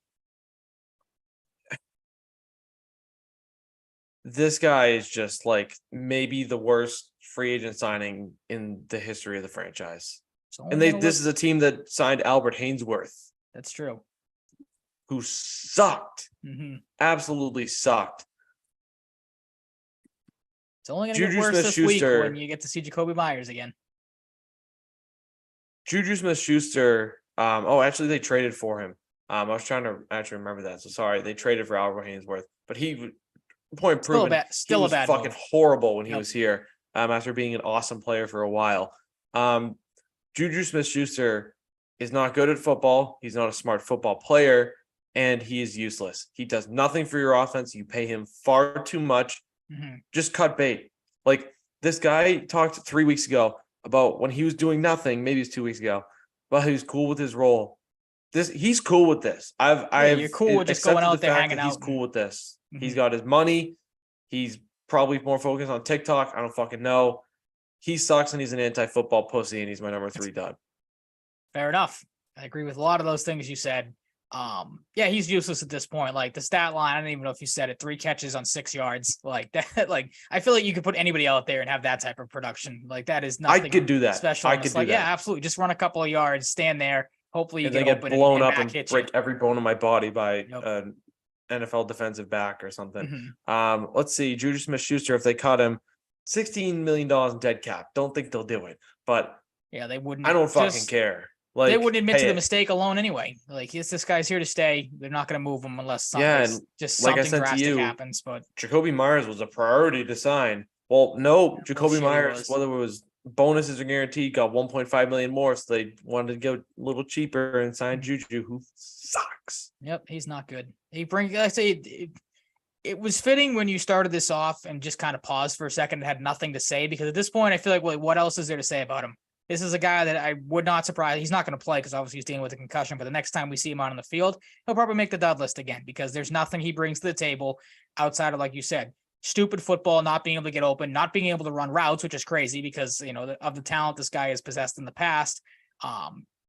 Just a completely disastrous signing again at the wide receiver position, and another one that Bill Belichick has just utterly whiffed on. Yeah, he sucks. Yep. Let's just spoil it. Trent Brown and Mac Jones in different order are number 1 and number 2 duds. And I don't think we could have put anyone else in top 2. No, they're interchangeable for sure. I mean, I have Mac as my 2, just because I think Trent Brown was one of the guys that absolutely gave up on this game to have him as my 1. But Mac was not good again. 12 for 22, 110 yards, 2 sacks, 2 interceptions, and a quarterback rating of 30.5. Benched once again. Look, the dude is just, people might argue he sucks. And again, I've talked to you about this. I've talked to numerous people. It's getting tougher and tougher each week to defend Mac Jones. I'm going to try to do it. I'm going to try to say it's the offensive line that doesn't help. But again, when you have the play on the pick 6 to the Honey Badger, like, that's a play again. We talked about it with the strip sack. Like, know the situation, Mac. The pocket's collapsing around you. You're not a mobile quarterback. Just take the sack. Throw the ball into the dirt. Or throw it out of bounds. Throw it out of bounds. Yep. Not intentional grounding, but yeah, Brady was a master at that. That's one of the things I miss about Brady. If you need to get rid of a ball, did Brady get intentional grounding like twice in his career as a Patriot? Maybe. He never did it. But yeah, Mac would do that and fucking get intentional grounding half the time. And that's why I say that he is just so broken. It's not even funny, because again, I think I talked about this last week when Mac was on the duds list and we discussed him. Like, the thing that is so glaring is that his rookie season was, all we talked about and all everyone talked about, was the smarts of this guy. That was what made him stand out in the draft. He, smart quarterback, knew what to do in certain situations, knew not to make mistakes, throw the ball, turn the ball over, stuff like that. It's a complete opposite this year. It's been bad. This Thomas Carreri stat said, quote, Mac Jones has a QBR of 30.5 today against the Saints. To put that in perspective, you'd have a quarterback rating of 39.6 if you decided to spike the ball into the turf on every single play. So that's just glaring enough as is. And then Tony Maserati had this tweet as well. It said, quote, Mac Jones has accounted for 9 touchdowns this season, 5 for the Patriots, 4 for the opposite team, 3 pick sixes, and 1 fumble return for a touchdown. Oh my God. Not good. Not good in the slightest. Again, I want to hold out hope because he has not had a great situation here. We just talked about it with Juju. His receivers suck outside of Demario Douglas, who again was used for 1 play. Got a concussion, but would have liked to seen him out there more outside of the big play that he had when he got hurt on. And then the offensive line, as we'll get to in a second, with your number 2 dud, the offensive line has been absolute dog shit all season long. Yeah, I mean, at least Trent Brown was the top PFF rated left tackle for a little bit. That was cool. Yeah. He saw that, sucks. Must have kicked his feet up and was like, well, my job's done. Speaking of anti-football pussies, Trent Brown is one of them. We've seen him dog it multiple times, but never like this in the past. I thought the pay raise was going to be different. He was going to at least try. That's not the case anymore. He just doesn't want to be out there. You can just tell by his body language. The body language around the team isn't good. But Trent Brown gets his pay raise, has like a good week or two, week and a half maybe, and he's like, "Fuck it." He's gonna do this all year. Yep, it's gonna be a I constant have thing. no confidence in it changing. He sucked. He got blown up. He looked disengaged. The whole team looked disengaged for the most part, besides guys like Bentley and Bryant. He's fucking awful. Get rid of this motherfucker this offseason. Mac Jones, too. It's over for me. I was texting with some friends like, okay, I'm like 98% out on Mac. And it just kept getting worse. And it's over. It's over. There's no fucking chance you can bring this guy back next year. So much to the point with his reports, I forget who reported this, that Will Greer could play soon. I was going to say it was Greg Bedard. I saw that Greg Bedard tonight said that if Greg, this was bad Bedard, again, when it comes to reports, doesn't blow smoke. Nope. He's one of the better ones that we have. Like, say what you want about him. I know there's a lot of people that don't like Greg Bedard. I'm a fan of his, but he doesn't blow smoke. No, I think he tells it like it is too. So if you hear something like this, like, and again, listening to him, he's trying to defend Mac as best as he can, but yeah, and he said something like this, it's hard. Like, he watched the film and it was the worst film he's ever watched. Yep. He watches the film every week after each game. Which the funny thing about that too is he said that 2 weeks ago after the Dallas game. So that just again goes to show you where we are at this point in time, where you sit there and you go, oh well, it can't get any worse than Dallas. You're coming up against a worse team in the Saints. You should be able to not throttle them, but produce pretty well.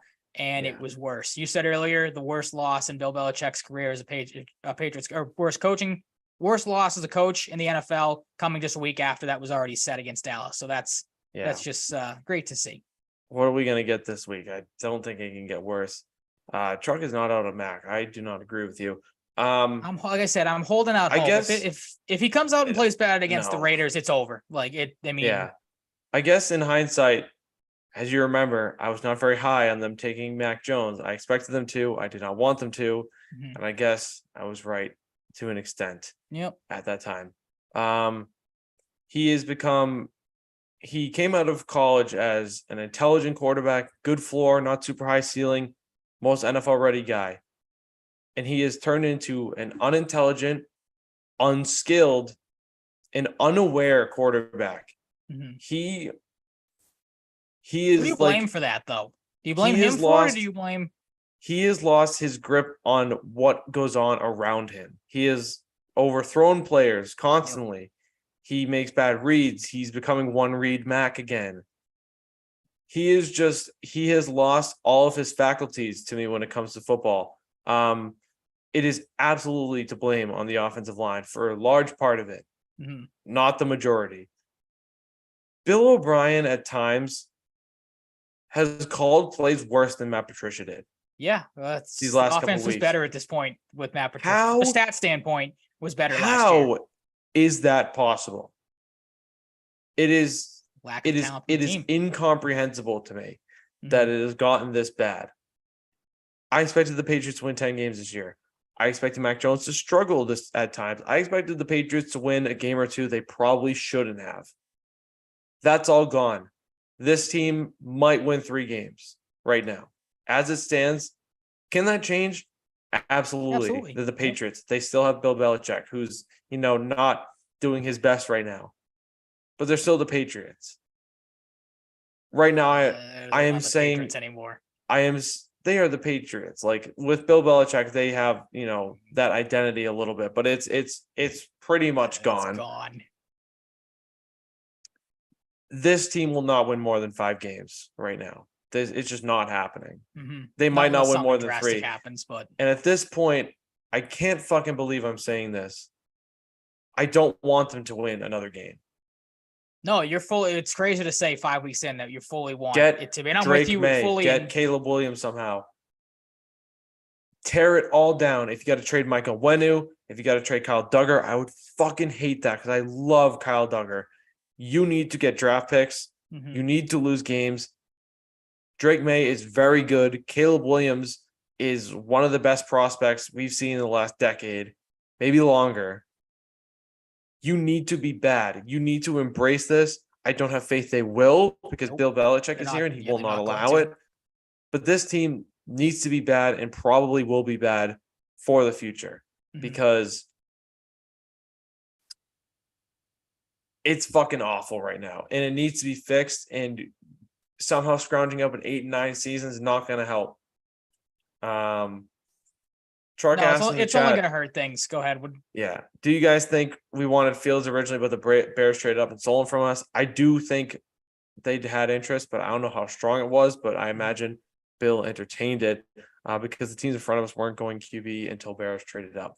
It's a good point. At this point, I would take Justin Fields. He's tied for the league lead. Fully thought they were going to get Fields until you saw that trade pop up, and then you're like, well, shit, there goes. Quietly I think he's still tied for the most touchdown passes in the league, which is bizarre. Might be. Yeah, I think they probably did, but that's another thing. It just Bill's philosophy. He was never giving up his first and then another first and other picks to do that. He'll just never make a trade like that. It just won't happen. So I hope he was considering it from a philosophical standpoint, the better, high ceiling player. But yeah, I just looking back at it now, I don't imagine they got very close to making a trade for Fields, but I hope they were considering it. Yeah, I mean, I was texted real quick on that, the whole, because you brought up the tank and stuff, and guys, like, bring a guy like Caleb Williams in here, and I texted you this when we were talking about it during the game. I'm like, I would feel bad for that kid if that was the case, because I'm on fully on board with. I think Bill Belichick is past his prime. I don't want this kid to come in here and be a product of Bill Belichick. I want a just completely different organizational philosophy at this standpoint. So if you're going to be as bad as we want them to be, everything has to change at the end of this season. You have to get him out of here. You have to get a different voice in here, because if you are bad, as you're looking like you're going to be, and Bill Belichick's back here again next year, you have a high draft pick and you spend it on a quarterback again. Who's to say? I mean, obviously, we hope things are going to change. We hope Bill Belichick will go into the offseason and say, hey, you finally figure out that maybe we need some offense to win some games here. So let's retool the offensive line. Let's go out and maybe make a trade, or spend some money on some wide receivers that can actually get open and run routes and don't stink. But I don't have any faith that happening. I think he is just at this point so set in his ways that we're just going to build on defense and try to suffocate these teams, which isn't going to work anymore. Like, we talk about Mac Jones being broken. I just think the organization as a whole is broken. You saw that again in another dysfunctional, uninspired performance on Sunday, where guys weren't ready to go. The team wasn't ready to go. It's only getting worse. At least with the Miami and Philadelphia losses, you could say, well, the Patriots were in those games. They fought to the end. They had a couple of crappy things not go their way, some fluky plays here and there, but they were in it. They showed some fight and, lost it by a couple of plays. These last two games, they've been out of it really since the kickoff. Like, they have not been ready to go.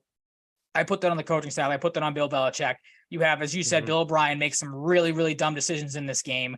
Some coaching decisions that don't make a lot of sense. I said it when I did Stevenson for the duds. You have him start the game off with an 8-yard run. Next two plays, you pass the ball, both incompletions. Mac overthrows a couple of guys. Then Stevenson comes out. You have the inability to execute the fake tush push play, which I feel like was a microcosm of the entire season so far. Like, you have the creativity to make that play. Sure, that's great, but the execution was horrible.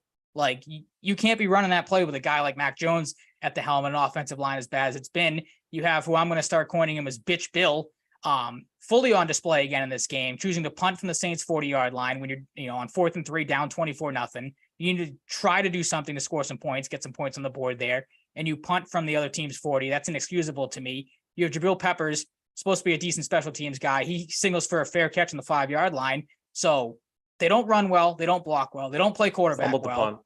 He fumbled the punt. Yep, he wasn't good back there either. They can't stop the run. They can't punt the ball. Behringer had a shank in this game. They can't kick. You had your 4th-round draft pick kicker miss a field goal. Meanwhile, the guy for the Saints is undrafted, and he's banging 50-yard field goals in there. This team doesn't do anything well at this point. There's not one single thing they do well except piss you off. And I think that falls under the coaching. I think it falls under Bill Belichick. And like I said, at this point, I can't stress it enough. It might be, like you said earlier, crazy to think that we've come to this point, but I'm done with Bill Belichick. I don't think there's any hope for this team moving forward with him still at the helm. I think things are only going to get worse as we're starting to see with some things boil over with some comments from Mac Jones's camp. There's been pushback there. There's been reports of, Mac at practice making some wrong decisions and some guys on the defense calling him out and things, maybe some finger pointing. I know a couple of coaches were asked about that this week. So things are not going well right now. It's No, obvious. they're not. But again, I think this is only going to get worse as the season goes on. Patrick Mahomes interception. Oh, nice. I'm sure no one will mention that. But yeah, to finish my rant here, like I'm so done with this team and the philosophy of just, hey, we're the Patriots from old. We'll just, figure things out as we go. And we're the Patriots. We'll bounce back. It's not going to happen. This team is so broken up and down that there is no hope for them moving forward. Yeah, and then to add to all this, like, there's a report from Jeff Howe saying Belichick alienated Mac Jones last season. The truth so obvious around the Patriots building that Kraft became aware and had to take the temperature of the situation. This has been brewing. Let's fix it. How about that?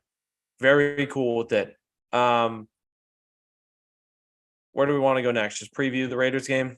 Sure, yeah, because I kind of alluded to everything here, that I wanted to get off my chest because this, like I said, it's glad you did. Yep, thank you. We both hopped on a little soapbox here. A game we once thought was a relatively easy win in week 6 in Las Vegas is not quite that anymore. The 2-3 Raiders will face off against the 1-4 Patriots. Should be 0-5 if Aaron Rodgers was healthy, but that wasn't the case.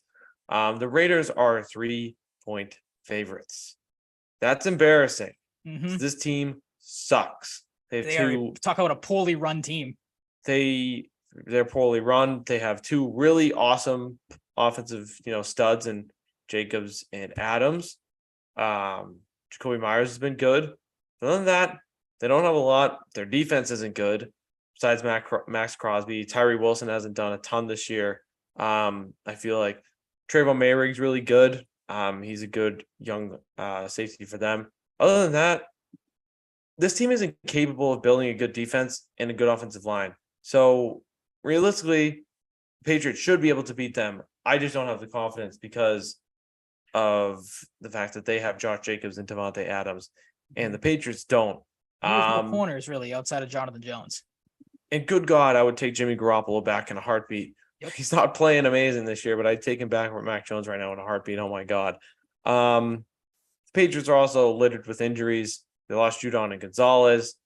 Then Juju Smith-Schuster gets hurt. Doesn't even matter. Demario Douglas gets hurt. That's not a huge loss. That is. Onwenu, John Jones, Riley Reef, who we saw a little bit, is hurt. Cole Strange, Josh Uche, Sean Wade. Tyquan Thornton played a little bit in practice and is already injured again. Guy can't stay healthy. That sucks. I really want to see him play, see if we have something here.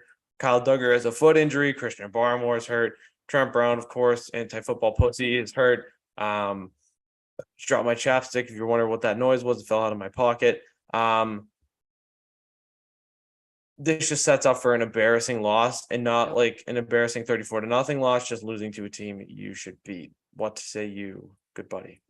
Yeah, I'm in the same camp. Like, this is a game when we did the schedule prediction at the start of the year. Just anyone I feel like saw on the schedule, like, oh, the Patriots, especially with how last year ended in Las Vegas, they'll bounce back.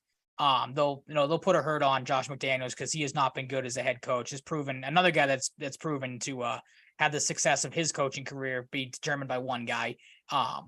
Jimmy Garoppolo. You want to talk about if there's a prop bet out there to take, if you could find a way, if one of these books has it, to bet on combined interceptions between the 2 quarterbacks playing in this game, Garoppolo and Mac Jones, whatever it is, I'd hammer it because both these guys stink at protecting the football. But yeah, it comes down to, you want to look at the roster constructions, how it goes. They got you in quarterback, they got you in receiver, they got you in running back, as Josh Jacobs is woken up. And they have a good tight end who hasn't. And they got a good tight end. Yep. Michael Mayer is going to be a good player. Yep. But like you said, the defense stinks. There you go. Their defense is not good outside of Max Crosby, but the Patriots offense is not good anyway. So it's going to be a disgusting game. Like, I would hammer the under as well from betting standpoint, because both these teams are bad. And don't really give you anything to look forward to. Like, the thing I'm looking forward to the most is a Jacoby Myers revenge game.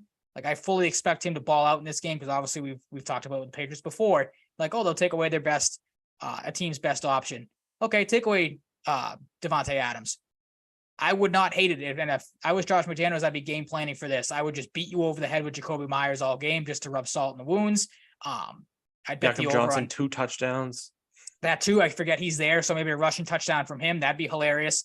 But yeah, I've said it to numerous people. Whatever the numbers are on Jacoby Myers, touchdowns, receptions, receiving yards, I'm betting the over on all of them, because I just think he's going to absolutely destroy the Patriots in this game. The other thing for me too is, what will the offense look like? There's been reports throughout the week. Bill O'Brien told reporters, the coaches had, quote, a really good meeting about how to fix the offense. It doesn't include benching Mac Jones. So we know Jones is playing in this game. Adam Schefter was on the Pat McAfee show earlier in the week, and he said, quote, it's fair to say that when they play the Las Vegas Raiders this week, that offense isn't going to look the same. What does that mean? Who knows? All we've gotten from Bill Belichick is that, they have to reset, whatever that means. And then, like you just said, with all the injuries, who's exactly going to play? The offensive line is in shambles as it's been all season.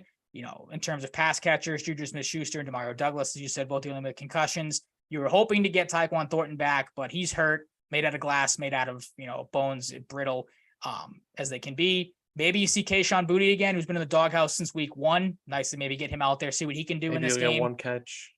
Yeah, exactly. So I don't know. I'm with you.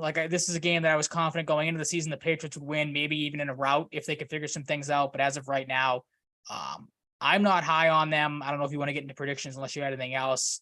I'm very surprised, as we've talked here, that because you've been more on the positive side of things, that you have kind of come down to my level of negativity with this team. You are not high on the Patriots in this game either. No, if Micah Parsons didn't do it, Max Crosby might kill Mac Jones. Yep.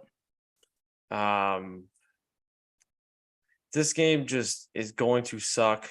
I just hope the Patriots at least score. Don't get shut out by the Raiders. Put up more than 3 points. Yeah, that'd be great. Or don't get shut out. Exactly. This game has a crappy, boring, shitty 17-10 Raiders written all over it for me. Yep. I'm going 20-16 Raiders. This game's going to, like you said, it's going to stink. I am rooting for, like I said, just at this point, a Jacoby Myers revenge game, just to, again, twist that knife in a little more. And then the Patriots are potentially looking at 1-7, 1-6, if my math is right, with Buffalo and Miami then coming up on the schedule. So that is honestly bordering on a fact that could make me cry on this podcast. This is a game where they figure it out. They should have a fuck you game and score 30 points because the defense is atrocious. Their offensive line is atrocious. Even though without Judon, they should be able to get after Garoppolo a little bit. But no, it's not going to happen. I really want to pick the Patriots to win this game. I just can't. Can't. It would feel falsified. It would feel dirty, and I am incapable of doing it. Ryan, week 5 in the NFL started off with some points I didn't expect. Bears Commanders, 40-20 Bears in Thursday Night Football. And as you've noted here, as we've said about a couple players this year, the reports of Justin Fields' demise were greatly over-exaggerated. And I was one of those people. So I was wrong. Could he suck again soon? Yes.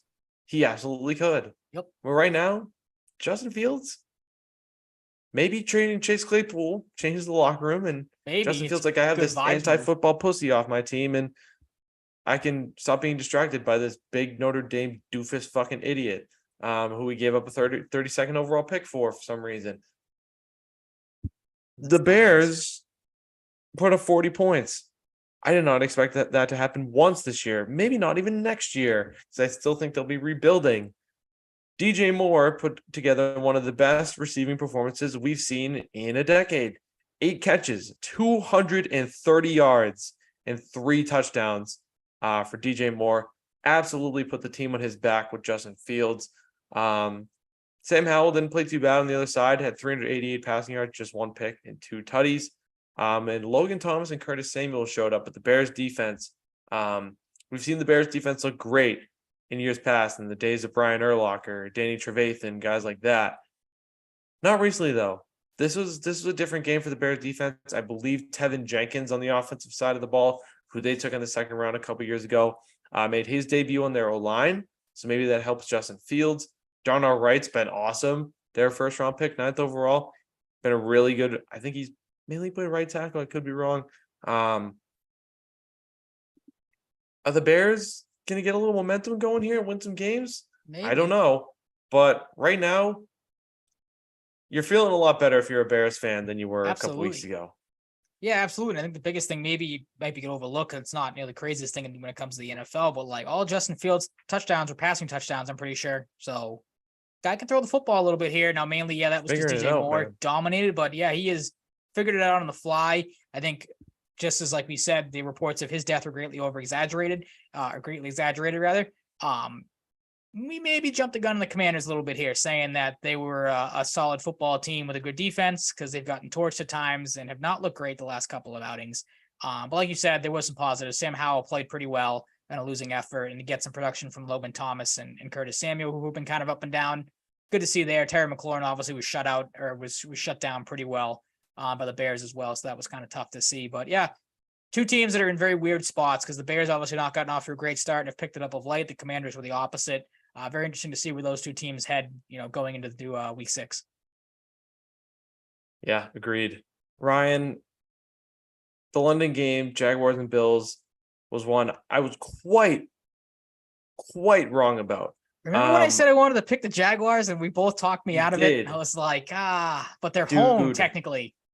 They've been there. I really, truly believed that the Bills were going to beat the shit out of the Jaguars. Yep. And I was very wrong. Travis They Etienne sucked for the majority of this. Sorry to cut you off, but I don't know how much if you were up Sunday morning and watched it. We were watching. Oh, I watched. Yeah. The Bills sucked for like 3.5 quarters. Yeah, like, the game was not as close as the score showed. Almost willed them in.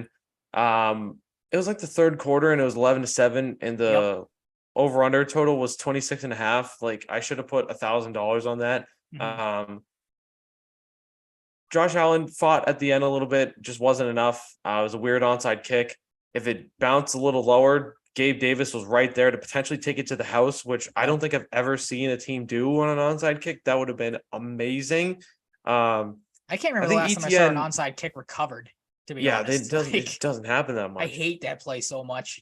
Travis Etienne gets a late touchdown. Had 136 yards on the ground on 26 carries. I believe he had 48 receiving yards too. Monster game for him. Played against himself in fantasy and hurt himself apparently. Yeah, that's hilarious. Got to trade for yourself, bro. How do you not draft yourself? Maybe one of his teammates just cucked him. I was feeling good about overs in this game. I had 46.5, 48.5, 45 points. Josh Allen in the end, stats looked good, but the Bills looked a little rough at times. Stephon Diggs was not happy at times, but still ended up with 121 yards and a touchdown. And Gabe Davis had 100 and a touchdown. Jaguars are London's darlings, I guess. They're scrappy, I guess, but I don't know who they play. We'll get to it in week 6 in a second, whoever they play this week. Like, I feel like this is going to be the Jaguars all season. They have a win like this. We'll talk highly about them. And then when they come out and play, who are they playing? They got the Colts this week, the Colts without Anthony Richardson. Wouldn't surprise me if they struggle in that game because I feel like this is what the Jaguars are. They're up one week, they're down the next week. If they can put some consistent performances together, maybe I'll think differently. But as of right now, they're kind of an average, maybe above average team. The Bills, like, this is one of those I feel like got caught by London, got caught by the time change, not ready to go in this one. They'll bounce back. They're the Bills. We talked about them enough, as they've dominated this season. Yeah. So far. Yeah, I agree. This game was funny. Falcons 21, Texans 19. I saw the end of this flashing on Red Zone, and yes, did I. It was 19-18, and the Falcons were getting ready to run on the field. I don't know if this was a camera issue. Maybe I was just out of the link, out of sync. I was like, "Oh, the Texans won by 1, cool."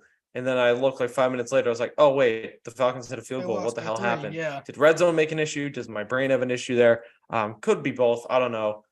Well, the field goal cut out in the middle of Koo's kick, so you didn't know at first if he made it or not. That must have been it because I was watching it with my dad, and as soon as he kicked it, the entire screen went black, and he was like, "What did you do?" I'm like, "I didn't touch anything." It was, and then when it came back, it was Koo celebrating the game-winning field goals. I was like, "Okay, I guess the Falcons won." So yeah, it was technical difficulties up and down for the last couple of minutes of that game. It seemed like. Yeah, I mean, glad to know that now. Desmond Ridder. Is Desmond Ridder becoming kind of good? Does he have ice in his veins, perhaps? 5 for 5 on a game-winning drive, 44 yards. Is this the start of something for Desmond Ridder? I don't know. Do it on the road. Veins. Do it on the road. Guy's 5-0 at home, and I don't think he's won a game on the road. So, Kyle Pitts. maybe Kyle Pitts is going to start doing stuff. Yeah, crazy when you Crazy how throw that to your works. first round draft pick. Yeah. Maybe 2 Jonnu tight end Smith sets. actually Jonnu Smith. has life. Yeah. Another maybe mess up by the Patriots there, not using him correctly. Who knows? I don't know. That's I doubt frustrating it. to see, though. Yeah, probably not. But just Van keep, Jefferson acquired for nothing. you know, I mean, for that price, I would have liked the Patriots to do that. Van Jefferson, 800 yards a couple of years ago, but I don't really care what the Patriots do in terms of trading for players. So I don't want them to really. So Yep. unless it's Jerry Judy, because that motherfucker wants out of Denver bad. Falcons win 21-19. Not the most exciting game, but it was a little exciting at the end. And Falcons get a win, against the Texans team they probably shouldn't have beat this week, but it does make sense to me that this game was close at least. Yeah, I mean, close right up to the very end, like you said. Not a very entertaining game, but the last couple of minutes watching CJ Stroud continue to play really, really well, especially that last drive. Couple of throws he made on that, but then, like you said, Desmond Ridder goes right down the field right afterwards. So a little bit of a back and forth at the end there was good to see. If you're, a fan of either one of those two teams, your young quarterbacks. Obviously, we know what CJ Stroud is. That's not like this is the first game he's shown signs of life. But to see Ridder do that was obviously had to have been good for Falcons fans because there were some questions about him. I know their head coach was asked about maybe a quarterback change going into that game, but he said he was sticking with Ridder and ended up working out. Indubitably it did. Lions Panthers. Surprised the Panthers put up this many points, but points in this game, 42-24 for the Lions. No Amon-Ra, no Gibbs, and it didn't matter. Nice, compact, 4 touchdowns, 3 in the air, 1 on the ground. 20 for 28 for Jared Goff. Nice and efficient game. Craig Reynolds did stuff. Josh Reynolds did stuff. And David Montgomery and Sam Laporta are both nasty. They are. All their draft picks seem to be hitting, which is crazy because that really never happens for the team we root for, but for the Lions. I loved Sam Laporta in the draft this year. I love any Iowa tight end. There's another one this year. I think his name is Eric All. I'll be an Eric All guy. I believe, believe me here. Iowa makes tight ends. They just do. Bryce Young, decent through a couple picks, but one of his better games so far. Adam Thielen looks pretty good, but the Panthers stink. Like they played all right here, but they stink, and they're gonna be 0-6 because they're playing the Dolphins. So thank God they exist, because if they didn't, the Patriots would be the worst team in football by far. But it's nice to have them as a winless team to kind of keep the Patriots out of that 32nd spot in the league when it comes to talent on the roster. Yeah. Yeah, but I mean, the Lions take care of business, looking good, put a future on them to win the Super Bowl. Colts 23, Titans 16. This is around the exact type of game I expected from these two teams. Anthony Richardson gets hurt again. Yep. My God. It's going to be a common theme with him, which sucks because obviously he's got all the talent in the world, it seems like, but it's insane. Just can't catch a break. Jonathan Taylor was back. Zach Moss has other plans. 195 total yards from Zach Moss and 2 touchdowns. Jonathan Taylor gets a 3-year, $42 million extension, which I didn't expect to see. Not even close to a possibility. I thought there was a 0% chance he played a game for the Colts. I was wrong. $26.5 million guaranteed. Tyjae Spears, 69 nice yards total and a touchdown. Derrick Henry struggles. A little back and forth for Derrick Henry lately. DeAndre Hopkins looked pretty good, but it was not enough. The Colts win. Gardner Minshew, best backup in the league. Perhaps. Looked pretty good so far. Nothing really too crazy about this game. Wasn't one I was too focused on. Yeah, other than the Zach Moss thing, which again to me feeds into this is why we never shell out a ton of money for a running back, especially when you had a guy as Moss has done so far this season played pretty well. And a guy that was a cast off in Buffalo. Exactly. Yeah. He looked like a guy that wasn't going to be able to stick anywhere and then just kind of shows out here for a little bit. And this looked pretty good. So you got to think he's going to stick around in that game plan, as they'll probably ease Jonathan Taylor back in. So have to wait and see on that. Yeah. It can't hurt to have that comfortability. They drafted a running back this year who's out with a meniscus or Achilles or something. So they got to rely on Moss and Taylor. It's a good problem to have, 2 good running backs. Absolutely. No, who doesn't have a good running back right now because he's not been healthy is the New York Giants. They suck. I was wrong about the New York Giants. They're fucking awful. I know they play the Dolphins, but Daniel Jones is hurt now, has a neck injury. The least Darren maybe Waller finally ahead with did Waller. stuff, Mhm. but they're just not good, and they're playing the Bills. This game needs to be flexed out of prime time. They're Yep. playing the Bills, and they're going to get stomped. I know I said that about the Jaguars, the Bills, but But this one's a the realistic Giants, possibility. The Jaguars at least have talent on their roster. I thought it was not a lightning in the bottle situation for the Giants. They weren't going to be amazing. Either going 11-6, like they weren't going to be amazing, but like there was 11 winnable games in that schedule. I really did believe that. I thought Daniel Jones was going to be more capable. Absolute flash in the pan. Fire him and let fire Dable and let him come back to New England. Dable and Mayo. I was gonna say, I'm like, Won't I don't want happen, to fire but- the guy after one bad year, but Yeah, now I'm just joking. yeah, I know, but if you entice me with having him come back to the Patriots, now I'm a little on board with that. No, I was gonna say maybe outside of Anthony Richardson, because we know the style he plays in, but Daniel Jones finally being hurt, maybe the least surprising thing in the NFL with how we want to talk about an offensive line that might be worse than the Patriots. The Giants can't block anything. Like six sacks again for it's Daniel bad. Jones. Now he gets hurt with a neck injury. The other It's thing that near-rated. sucked from this game, again, Mhm. from a betting standpoint, is when you take the over of 47.5 in this game. The game ends Ouch. I forgot you did that. 31-16. I did. Ouch. I saw the Dolphins putting up points. I'm like, oh, that over's gonna hit. And then when I looked, I didn't realize it's like Sunday Night Football. I was looking through everything, and I'm like, son of a bitch. The over. I don't know why I thought the over was 45.5, but nope, 47.5. Took the over under in a heartbreaking defeat. Yeah, and Devin Achane gets hurt. I just saw on Twitter that Steve Smith and Jerry Jeudy went at each other apparently today. Oh, really? Smith tried to apologize to Jeudy for calling him just a guy, and then Jeudy said, "Bleep, I don't mess with you." Like because Steve Smith's on the pregame show for Yes. So it wasn't on Twitter, it was at the game tonight. It was at the game. Oh, jeez. Yeesh, yeah, Steve Smith's not a guy I want to fuck with. He was a bad he's- motherfucker. Yeah, yep. He was like the Ed Reed of wide receivers. He if he didn't fuck with you, he let you know. Exactly. And yeah, back to the Dolphins. I mean, Achane gets hurt. He's on IR, but 151 yards and a touchdown. Mostert, 65 yards and a touchdown. Tyreek Hill leads the league in receiving yards, 8 for 81 and a touchdown. And Jen Waddle gets in the end zone. They wind him up to do the Waddle. It's a funny little twist. I fucking love the Waddle. I hate the Dolphins, but the Waddle is so fun. I love it so much. They're a fun team. It's I told great. you, I hate that they're in the division. I hate that they have Tyreek Hill because I would root They're for them so in a heartbeat fun. if they didn't. Yep. But my team's right now with the Patriots sucking. I'm loving the Lions, loving the Texans. So there's that. I hope if we get a 17-10 Patriots Raiders game, it's not as bad as the Steelers and This is Ravens a one. gross 17-10 divisional. Steelers Ravens. Oh my God, the Steelers offense was atrocious to start this game.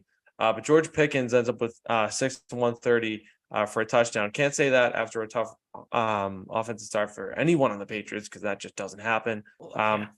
TJ Watt looking like defensive player of the year. 2 sacks, 2 tackles for loss, 2 quarterback hits, 2 pass deflections and a fumble recovery. Deuce is wild. He's fucking insane. Mhm. The quarterback play was not good. Lamar Jackson fumbled. Lamar Jackson, we need to talk about how much he fumbles. He's he very fumbles careless with the football. Yep. A lot. For a guy that's won an MVP, I feel like he's been been in the got like league for a 6 or 7 while. this year. Yeah, absolutely. He carries it around like it's a loaf of bread, a purse, whichever analogy you want to use. Like he is not careful with the football at all. Check the ball, carry it around your house, carry it to the grocery store, put it in your Walk around with it shopping cart. like some guys do. Yeah, it's like, come on, man. Horrible game. Don't even want to talk about it anymore. I imagine you're in the same boat. Well, this is nothing the only really thing to talk about. The only thing I was going to say about this one is it makes you even more mad as a Patriots fan when you said how bad the Steelers offense is and how just inept Kenny Pickett looks at times. And they were still able to put up 17 points. Also, arrest TJ Watt, punch Zay Flowers in the throat, and he hurt himself. So he kind of deserves it. I don't know if he'd hurt himself on that, but that's karma, buddy. Don't punch my guy in the throat. That was mean. Arrest him. Bengals maybe starting to come back. 34-20 over the Cardinals. Joe Burrow looked pretty good. Only threw 10 incompletions. 36 for 46, 317, 3 touchdowns, and a pick. Was only sacked 3 times. This is what Jamar Chase wanted. That is my takeaway. Was open Give in him the this ball. game, that's for sure. He's always open. They listened. 19 targets for Jamar Chase. 15 catches, 192 yards, 3 touchdowns. A Keenan Allen-like performance from a few weeks ago. James Conner left with a knee injury. We saw Amari DiMercado, or as Truck, if he still listens, calls him DeMarco Avocado. Okay, that works. I woke up and I saw the text like, who the fuck is DeMarco Avocado? I thought this was like push the two some together. just made up person. Cam Taylor-Britt had a pick 6. Trey Hendrickson did a little TJ Watt impression, 2.5 sacks, 3 quarterback hits, 2 tackles for loss, 1 tackle for loss, a pass deflection, and forced fumble. This is sneaky exactly good this year. He has. This is exactly the type of game against a beatable team that you needed if you're the Bengals. And my God, if this isn't evidence to give Jamar Chase at least 10 targets a game, I don't know what is. Yeah, good things are going to happen if the ball's in his hands. We know that for a fact, and just, keep that going. Yeah, I mean, you and Jamar Chase is your offensive player of the year, and Justin Jefferson's currently hurt.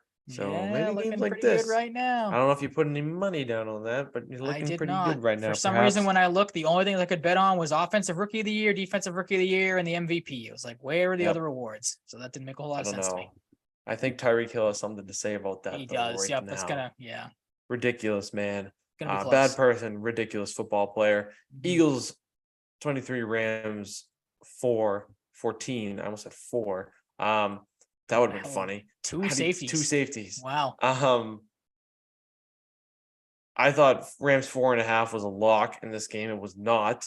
AJ Brown, quietly awesome season. Dallas Goedert, I think is one of the more underratedly fun players to watch in the league. Mm-hmm. When he is on, he is so fast for a tight end.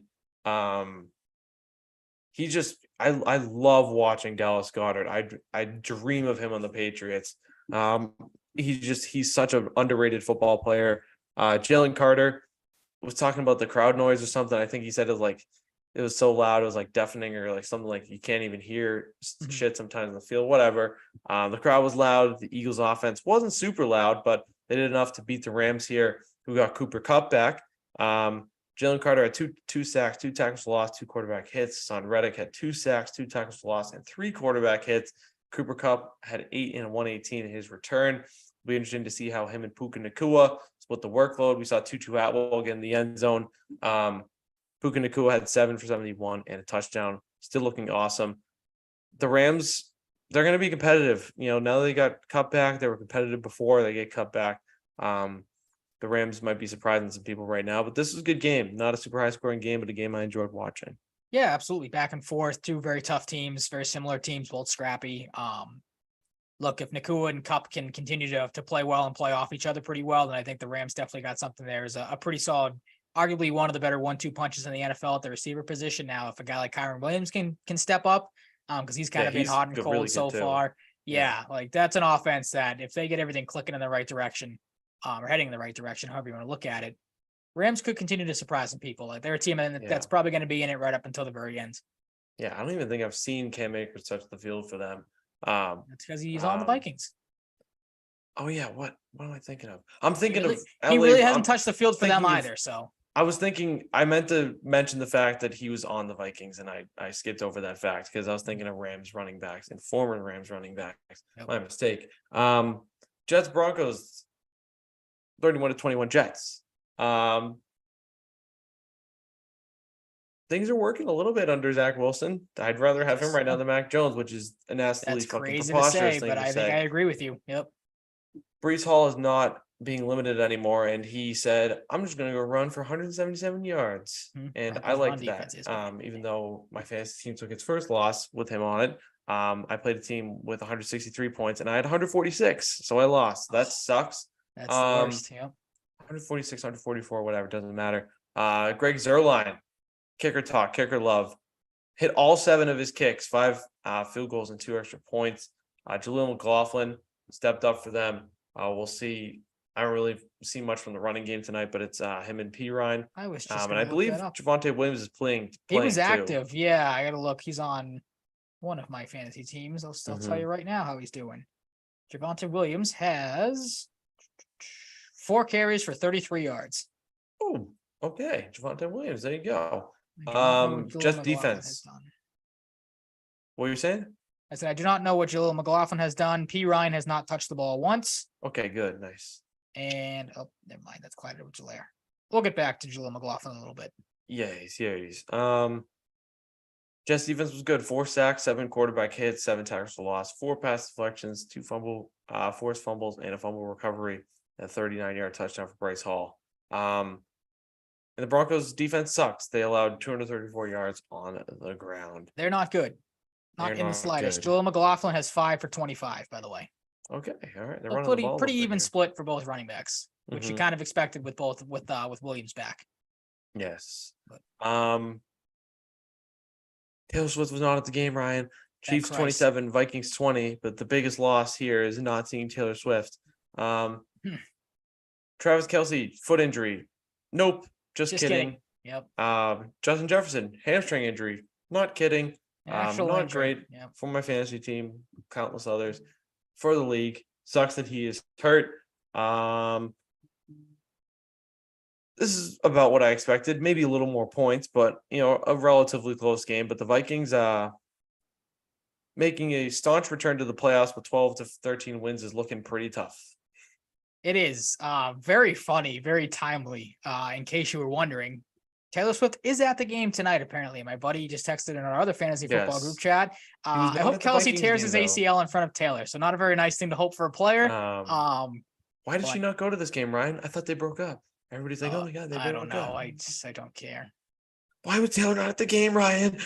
Because who wants to go to Minnesota? You think she wants to sit there and Minnesota. Minnesota. Minnesota. But yeah, I mean, that's just the typical from the Chiefs side of things. Travis Kelce, that was one of my takeaways is, Travis Kelce's hurt. Oh, wait, no, he's not. And he caught a touchdown. He's fine.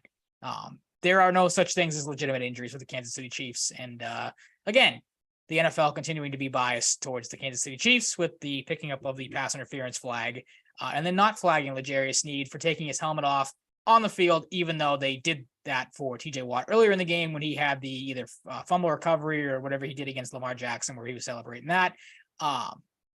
Make it less obvious, NFL, that you want this team to win and succeed, and with all the marketing crap with Taylor Swift and everything, like it's the perfect storm of just absolute bullshit at this point. And it's very, very frustrating to watch. Yeah, why did Patrick Mahomes throw the touchdown to Kadarius Toney instead of Travis Kelce or Sky Moore? Very inconsiderate, bad guy. Why can't the Braves keep a lead and stop giving up home runs to Nick Castellanos? I don't know, man. Something bad's going to happen in the world now. I will bet on Schwarber to hit a home run every single game until he does. Fair enough. I will do that. The Cowboys got whooped by the 49ers.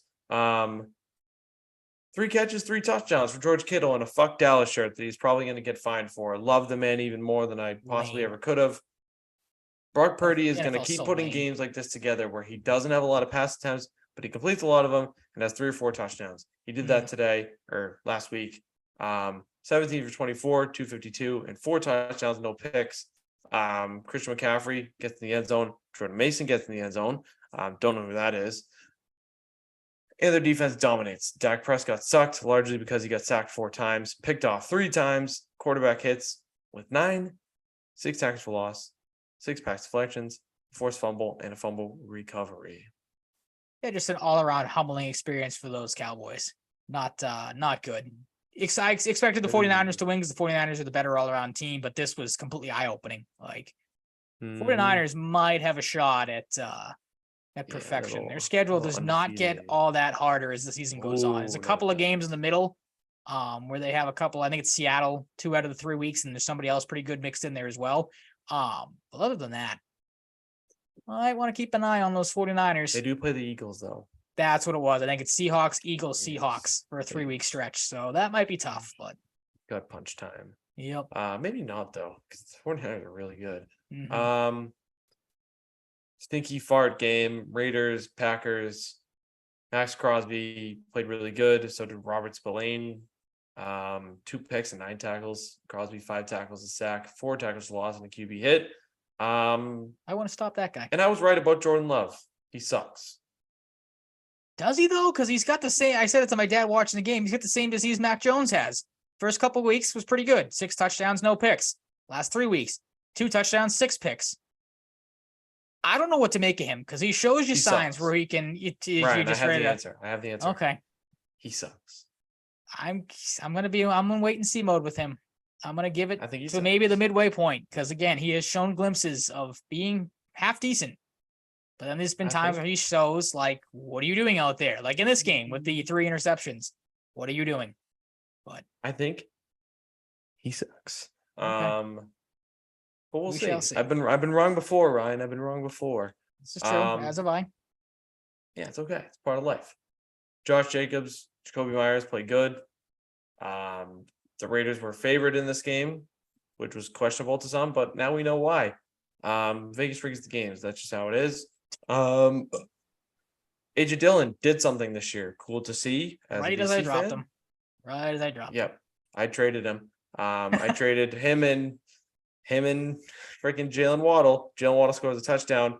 And then Justin Jefferson gets hurt. On the same team. Very cool. Christian Watson, 3 catches for 91 yards. It's pretty good yards per catch average. And this game stunk, and I wish for better primetime games than this one. As do I. Like I said, the Thursday night game so far, with probably the exception of this one tonight, because I have the Phillies and Braves game on in the background, so I don't know how the football game's going. But it seems like the Thursday night games have been far superior to the Monday and Sunday night games so far. Yep, we got Jaguars and Saints as they're showing next week on Thursday night. That could be that's all right. Start to turn. I feel like I've never seen the Jaguars and Saints play each other.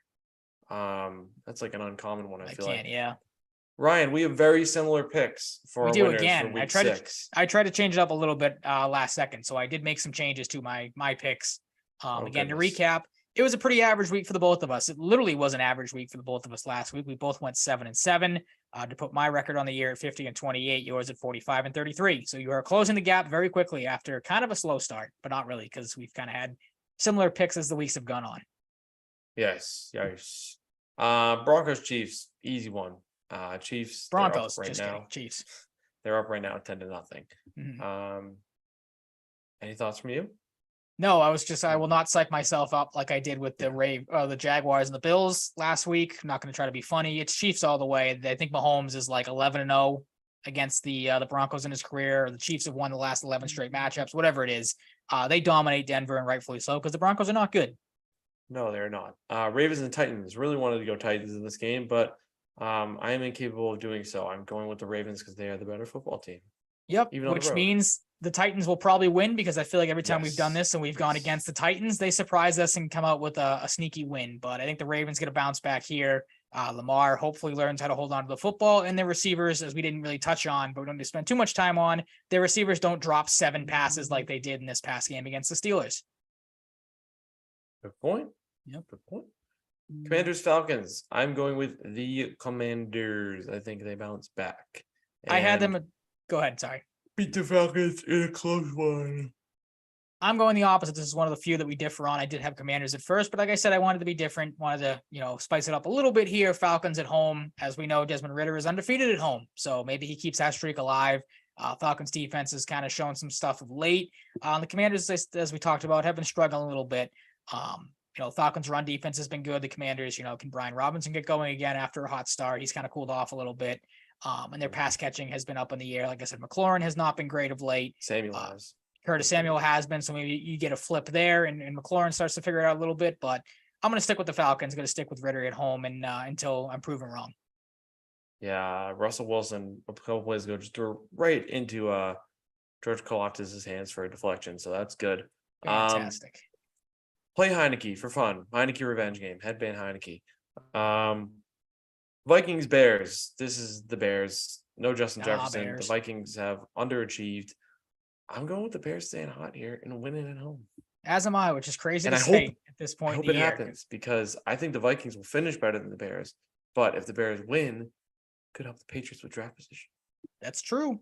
A little bit. Very true. A little bit, even though they have the Panthers pick too. So not all will be lost for them, but true. I'm very curious though, if Justin Fields starts to figure it out and the Bears do somehow end up with the top 2 pick, what do they do at quarterback? Do they stick with Fields or do they go with Caleb Williams? No. Bengals and Seahawks. I would like to pick the Bengals at home, but I am unable to do so because the Seahawks have been pretty consistently good this season, I think, and I will be picking them. They have been, but I think I'm going to again go against you. I'm going to pick the Bengals. I think they figured something out in this game. Joe Burrow looked better than he has, of course. Jamar Chase has obviously gotten hot. Maybe the Bengals start to figure out Joe Mixon a little bit here, get him going a little bit. Maybe T. Higgins returns. Oh, brother, he gets lots of carries though.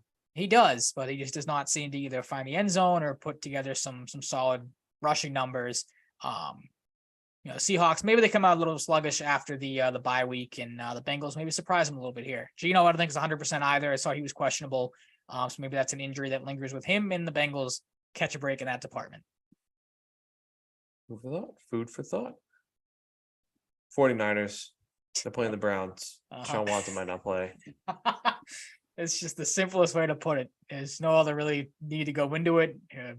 Maybe Deshaun Watson plays in this game. I doubt that'll be a difference if he does or doesn't. It'll be a difference score wise. If they get I can't remember his name, Dorian Robinson, whatever the hell it is. If he plays, the Browns very well might get shut out by like 30 points. No, I don't. I think they said the plan is for him to not play. I don't even know who their other quarterback is. If Watson doesn't play? Yeah. No idea. So regardless, it's not going to matter. It's all 49ers all the time. Nothing else to say about it. Yeah, I mean, spoiler alert, I'm going to pick the 49ers every week. So that's just how it is. Mm-hmm. Panthers and Dolphins. This is another one. Come on. Like, it's the Dolphins, Panthers. Bryce Young can't even see over his offensive line. It's like Kyler Murray. Yep. Bad pick. Loves getting CJ Stroud. Already saying that. Bryce Young, bust. Oof. Yes. 5 weeks in. Putting the B word down on that. Okay.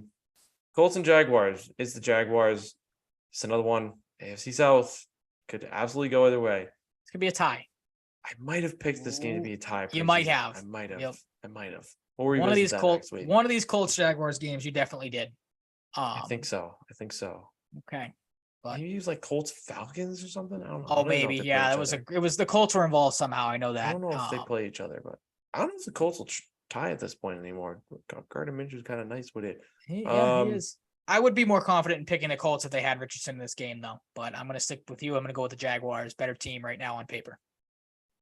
Agreed. Oh, I'm getting sleepy. Long day. Saints and Texans. It's the Texans. I like the Texans. I don't like Saints the Saints. Didn't prove anything. In a 34-0 the Saints were mean to the Patriots. The Patriots were mean to the Patriots. And the Texans are good. I'm going with the Texans at home. I am too. Bounce back week for the Texans. I know the Saints probably riding a little too high off a 34-0 win against the JV football team. Texans probably don't like the taste in their mouths after a tough loss against the Falcons. I think the Texans come back. CJ Stroud could very well rout the Saints in that game. Mm-hmm. Agreed. Raiders, Cardinals, and Rams. Rams. Not much else to say. I kind of feel like the Cardinals could keep it really close, maybe a little OT. Yep, maybe. But I'm going with the Rams. Cooper Kupp's back. I think this is maybe the first time we see the Cardinals really get stomped, maybe. I think the Rams could come out with Cooper Kupp and just be like, we're back now, baby. But I don't know. I think this game will be close and the Rams will win. I do too. Part of me thinks so. Because I don't know. Patrick Mahomes pick again, but there's a flag. Oh, of course there is. What were you saying, Seth? I was just gonna say maybe it's just I don't know if the Rams think they're like better than they are or anything like that, but I don't know. Something about this game strikes me as like the Rams walking in at home saying like, oh, we're playing the Cardinals, we'll just roll. Like a similar situation probably that happened in the Dallas game. They come out, they play flat, and maybe the Cardinals surprise you a little bit, but I'm gonna stick with the Rams overall, better talents. Cooper Kupp back, obviously, of course it is. Damari Mathis, defensive pass interference. Shocker. But yeah, I'm gonna go with the Rams. Yeah, it was definitely pass interference. All right. I'll take your word. The Rams. Another one. Jets are playing better, but it's the Eagles and the Jets. Let's be real. Yep. Even on the road, the Eagles win, and they might win easily. See, I think this one might be close. I think again, the Eagles' offense just for some reason has not looked up to its capability this season. Jets are only getting better, could you say? I mean, they've improved week after week. It seems like Zach Wilson's starting to get a little bit more comfortable. Breece Hall obviously has arrived finally, as you said, with the extended carries that he's gotten. Maybe the Jets surprise you here, but as I say that, watch him come out and get stomped by like 20 plus points. So maybe they take him to OT like the Commanders did. maybe. Lions and Bucks. The Bucks have been pretty decent this year at times, but it's the Lions. Lions are better. Yep. Be picking the Lions here. I think this game will be low scoring though, because the Bucks defense has been Yeah, it's pretty good. a little scrappy. Obviously, questions too about Mike Evans. Obviously, they had the bye week, but I don't think he's practiced with the or he might have been limited today with the hamstring injury. Didn't practice yesterday, so that's something to keep an eye on. Obviously, if he does not play, that'll hurt that offense quite a bit. Agreed. Man, I'm getting sleepy here. Bills and Giants, another one. Giants. Like we've had a lot of games the last few weeks that are just like this. It's the Bills. Come on. We said that's what I mean. We said that last week where we went in. We were like, "Oh, this week's easy to pick games." We both came out 7-7, so maybe we don't know as much as we think we do. But this one's obvious. The only hope the Giants have is that Brian Daboll wants to come out and embarrass the Bills in his return to Buffalo. But I doubt he's going to want to do that because he had good years there. And the Giants just aren't capable of doing that, especially now Daniel Jones isn't playing. Not that he was going to make a huge difference anyway because he stinks, but the Bills, especially coming off a tough loss to the Jags, are going to absolutely destroy the Giants on primetime. All right. This is going to be like Cowboys level against the Giants, just absolute destruction. Ooh. Yup.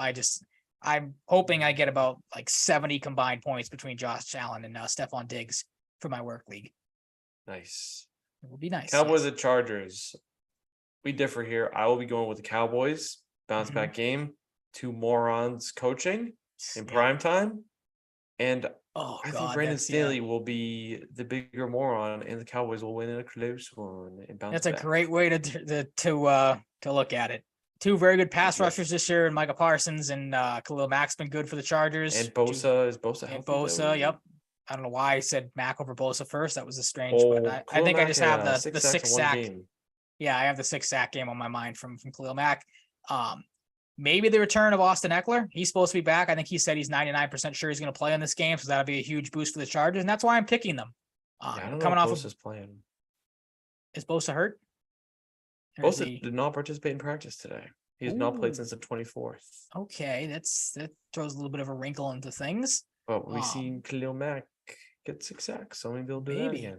But yeah, I'm going to go with the Chargers. I think their offense is clicking a little better than the Cowboys is or has been. Of course, Justin Herbert, the big thing with him was the finger still screwed up, but I think I saw he's going to play too. He's going to gut it out. So I'm going to stick with the Chargers. I think they come out and surprise the Cowboys, who you had this weeks in advance. I'll give you credit. The Cowboys have shown that they are beatable, and their losses have not been pretty when they do lose, and they have not beaten a good team yet. Wins over the Jets, Giants, and Patriots. Got a real team on the docket. I know, like you said, it is a battle of two idiots, so we'll see how that goes. Yep. Going against my gut, because my gut says the Chargers. But Ryan, you need to get to work. I do. I need to rest and eventually go to bed. Yep. As I watch football, probably fall asleep watching the game. I got to pray the Braves find a way to win this game. Yes. Or I'm out. When it comes to my World Series pick. Yeah. You as well. You were in real trouble because of the Orioles and the Braves. My picks suck. It's okay. But I'm not the baseball guy. That is going to wrap it up for episode 163 of the Salvaggio and Cratty Sports Podcast. You can find us wherever you find your podcasts. You can find us on Twitter at Mike_Cratty, at Ryan_Salvaggio, and the show at Salvaggio Cratty Pod. We're also on TikTok. Throw the name of the pod into the search bar. You can also find us on the Full Press Coverage Twitch and YouTube channels, as well as other Full Press content. You can find us on I think it's like the Fubo, Roku, whatever streaming app too, whatever one. You can find us there too. Forgot to mention that in the last couple of weeks, if you're a fan of that. But yeah, we'll see you next week. Stay safe, stay healthy, be nice to people. We'll be back Wednesday next week, barring any changes. And we'll talk to you then.